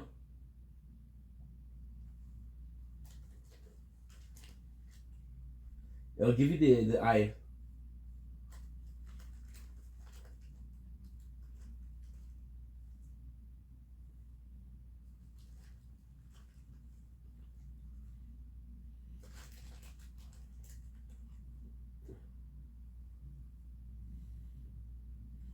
Iron Claw. The eye is to find them, and the claw is to attack.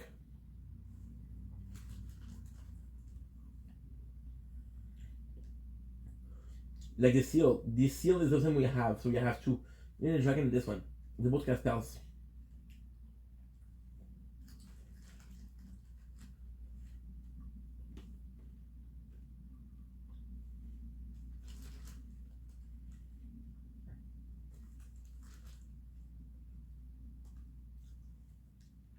It felt nice.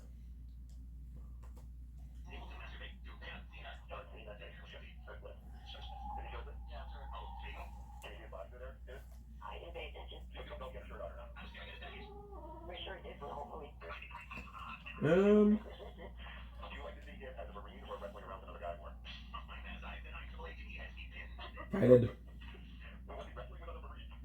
The map is huge, guys. The map is huge.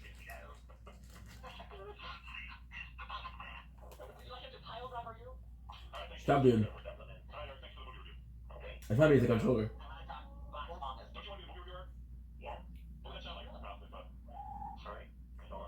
Stop it, dude.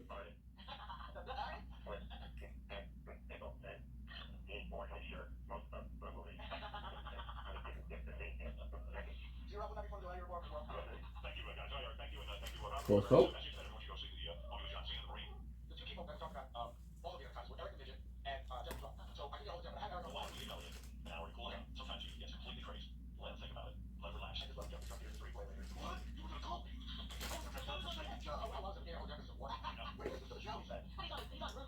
Mm.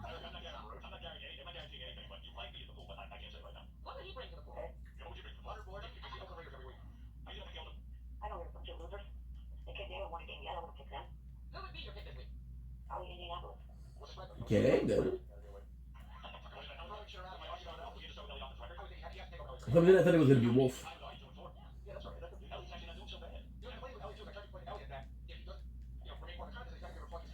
No, no, we have the lockdown. We're good.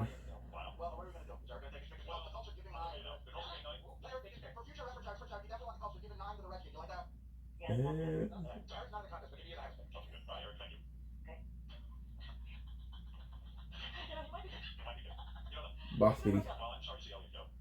Zero fireflies.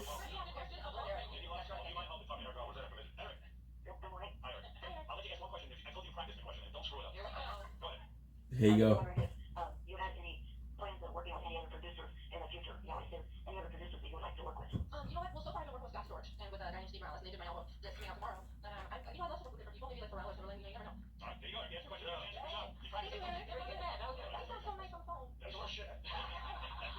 That one.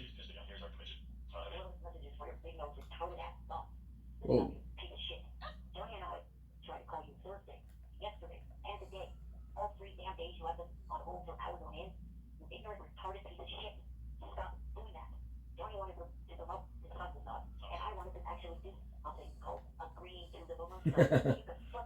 Eric the actor. ETA.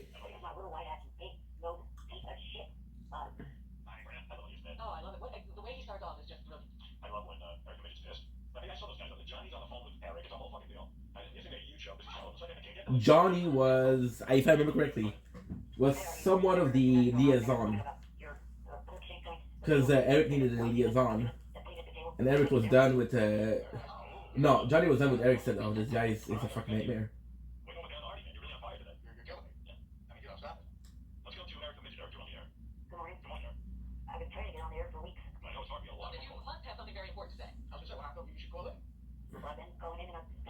Oh, my apologies.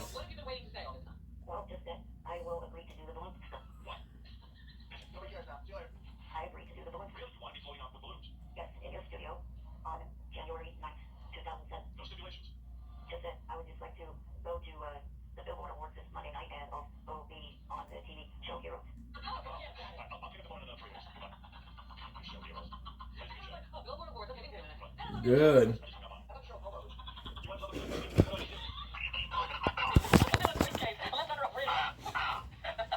That's fucked up. He's not cool to make fun of him, but he's an asshole, so it's somewhat okay. He's already bad. Erica, you want to float with balloons in my studio? That's right, there's no stipulations. A colony built for you on Jupiter?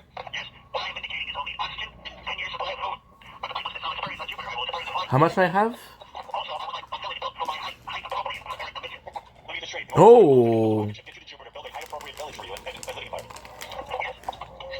all. I want to pass up P4 for me at JFK.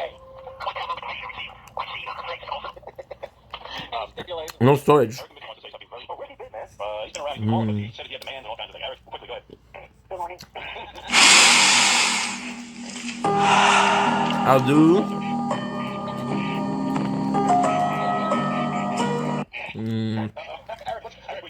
I gotta lay back. Yes, Eric. That's what happened on the show. You're driving and finish after not going back. Eric, are you there? Yes, if you shut the noise. Oh, come on, Eric. Strawberry. Okay, well, I wanted to tell you that. And white chocolate. Ooh. Eric's the worst call. don't care about that. I got a good way to reconsider writing home. I want you to know I'm going to just blue. Seriously. Eric, who are you going to see? Just blue. I'll make that one last time standing. And why do we want to know that? Yeah, who cares? Eric's trying to angle his way backstage. Well, that's what you really want to know. You know what Josh Blue is? He's got cerebral palsy. Oh, great. Oh. Oh. I got a good news. Well, not really, but still.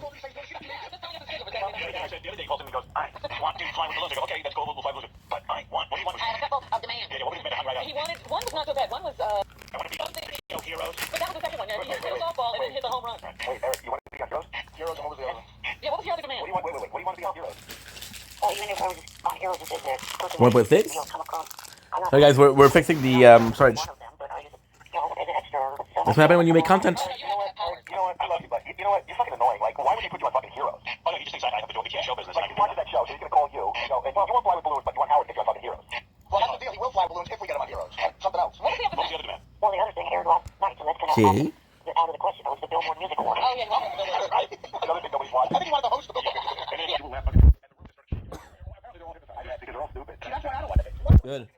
This is done. 6.5 gig is about 20 minutes. We're good.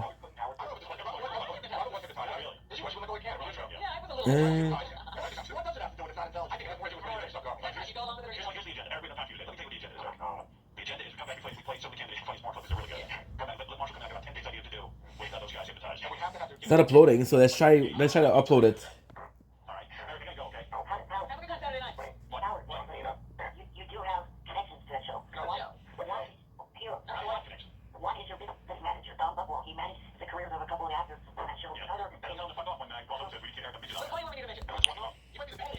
Good.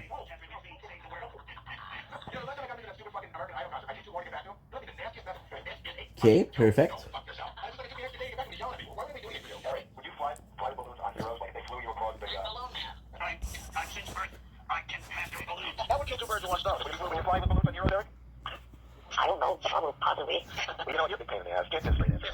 See, 22.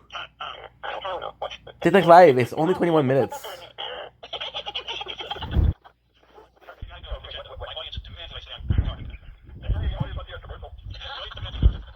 Okay.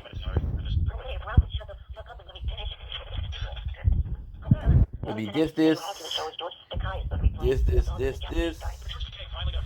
This is insane. I could have 28 gigs of space. Okay, it's finally finished. Now the good thing is, in about 20 minutes, or the next death, I'm gonna have to recheck it. But then, we'll be done for the next 3 hours. So that's good.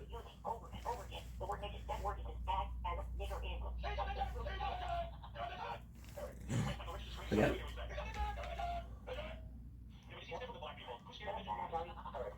So. Oh, I'm gonna let's talk to her. She has a nice quest.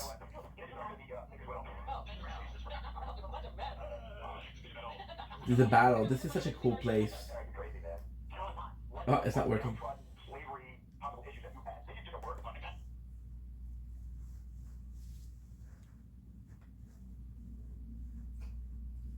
Castle Morn.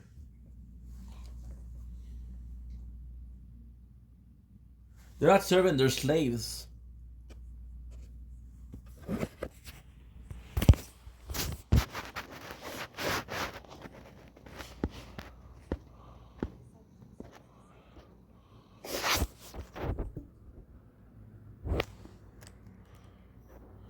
Yeah, so she had to say with her father.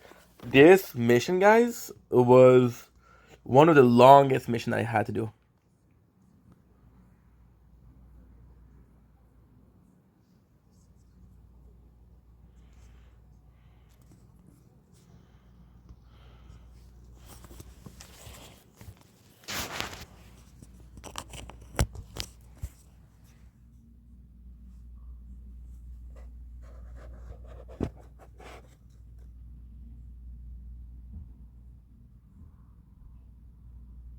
This is so cool.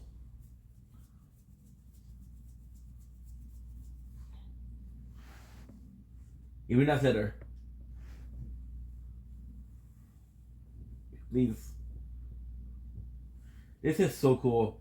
So she'll come in and she'll be like, hey, bro, this is so cool. She'll talk about her father that stays, and she's worried about him. She's blind. A lot of characters in this game are blind. I don't know why. And then, spoiler, you go to see the father, and you're the father.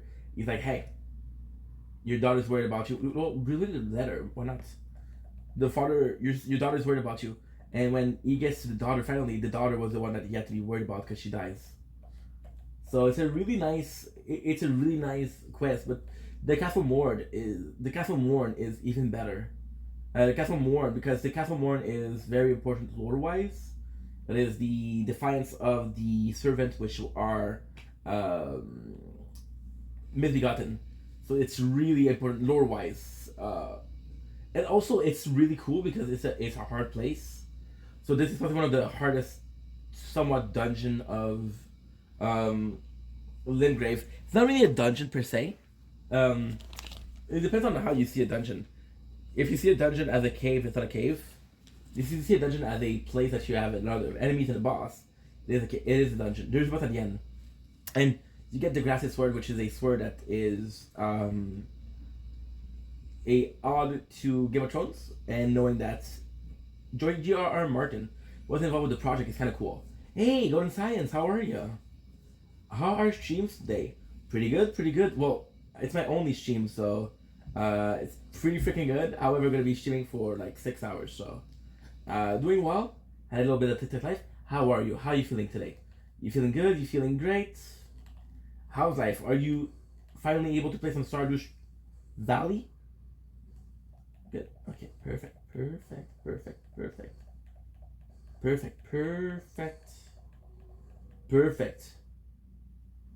Good to hear from you. Okay, good. Boom, baby. Boom. Yeah, this word is... Oh, by the way, I was talking about the weapon, and I've been talking about, oh, this weapon is so great. This weapon is so freaking great, right? Well, we might be changing it. Not tomorrow, but today. If I can finish Castle Morn today, which is without a question. This is so cool. So whenever you find these deposits, there are usually chests in them, right? That it's still here is amazing. It is amazing. And the story of the Misbegotten is just so good. Like, for example, right? The Misbegotten, it is so crazy. Because in Limgrave, and this is the fourth playthrough that I do, so I know a little bit more. I didn't find the Ignaz letter. It's here. Gorgeous, silent handkerchief, light stained with blood, word can be made out from within. I would have loved if we could read the letter. But Morningstar, which one of the greatest weapon? It's a great hammer, if I'm not wrong. Yeah, it's a Morningstar. A hammer. Not a great hammer. I thought it was bigger than that. These are the Misbegotten, guys. And when you look at them, it's one of my favorite enemies, the way they're designed. It's just so cool. Look at this. Look at this. Yep. Okay. Give me a sec. So yeah, so with the demi-humans, the demi-humans we did yesterday, or this, I think we did it this morning though. We had Kenneth 8, which was like, hey, communion with the demi-humans are possible. But the reality is like their mom. So if you're a fan of Harry Potter, it's the same thing as the spider. And then good today I tried, oh, I'm so sorry. One of those community workspace place, able to actually get stuff started up again. I might do that again. So tell me about it. I don't know what you mean. What is a community workspace place? Tell me what that is. I don't know. Why can't you read the letter? I didn't quite see it. Okay, so the girl, when you came in, the girl that we were talking to, her father is stuck in a battle, and he says, well, I'm the commander, so I have to leave. So the letter is her telling her father, please come back. So this is Irina. If you do like this, you get a description of the item. However, it doesn't really tell you what it is. So it's a bit of a shame, but hey. No moon tonight, by the way. I checked, there's no moon tonight. Which is a shame. A shame for sure. So the music button is one of the nicest story. I didn't realize that it was so common with the other one, but basically, the music button are slaves, and what happened is, so it's actually quite complex, but basically they were part of the world before America comes in and colonized them, right? And because America comes in and she colonized them, they're like, yo, we're enslaved, right? By the way, it's not a big deal. Well, it's a big deal because enslavement is not cool, but it was basically a war of whoever wins will own the other. So the Mizbegotten lost, otherwise it would be the Tarnish and the humans that lost, and it would have been slaves, you know. So when the Elden Ring happened, or the shattering of the Elden Ring happened, the whole world changed. Now that America is gone, the Mizbegotten like, okay, well, we might have a chance to beat them, right? And that's why they revolt. The fact that they revolt, Mighty Shot, is amazing because you see it in Castle Morn and it's just beautiful. Now, if I'm not wrong, this is Castle Morn, by the way. If I'm not wrong, there's another. Yeah. So this is actually quite important. This is also super important. The reason I do this is because you get. Why did I got kicked out for the horse? Well, let's get the map first. It's like you can go where other people are also working. Would be the second, but surprisingly not. Wow, for reals. And what made you go there? See, it's a controller. The controller is pressing. You see, it's pressing the button. Yeah. The controller is fucked up. It's okay. The other one is charging, so it's not a big deal. Because usually when you're on your horse and you'll get kicked off because there's somebody nearby that wants to challenge you. If I'm not wrong, this is exactly where I need to go to get the shield that I want. So the shield that I want, I told you guys I was going to get a great shield. It's right on top of here. There's a way to get it, but I don't remember how.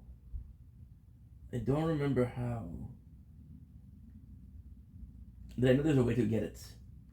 Okay, so first of all, like I said, yeah, we're gonna get the map. So get the map, get the golden seed, come back and just do the rest. This is also where we get the Night Cavalry, so this is good. Well, as long as it helps you, I'm proud of you. Actually went in and did the work, you know. It's not always easy to find a place where, it's not always easy to find a place where you're not like, oh fuck, it's so hard because I cannot focus. So finding a place where you actually golden seed, good. And the map is somewhere along here. Good. You find to find something where you can actually work in peace, and this is the way your brain works, right? We were talking about ADHD yesterday. It's the exact same thing. If you find that your brain works better in a situation, then you have to maintain that situation. As not necessarily as a crutch, like I was talking about yesterday, but more so as a optimal situation for thinking. So we're seeing that with I can't go map. That means there's an enemy nearby. We see with children when you go to school, it's you see, so he's shooting. So he's seeing me from afar and he wants to kill me. Here is where we get the Night Cavalry, but we have to go at night. What I'm gonna try to do is find. There you go. That's good. You have a seller. Let's see what he sells. Right. Let's go. Good. I don't have enough to level up it still. Okay. Tower. Flask. We have another charge. Oh, the reason why, I guess my sister wanted to go with her friend to the mall, and there was just one place that's close by, and she didn't want me to hang out with, dude, that is shitty. Are you guys not close? Because I told you yesterday that you had siblings, and I kind of guess that you weren't close to them. So, yeah, boo, that's kind of shitty. That is actually shitty. Well, guess what? That's not cool, and I don't appreciate your sister doing that. Okay. So you told me yesterday mid-20. Is she younger or older? Because basically, because you're older,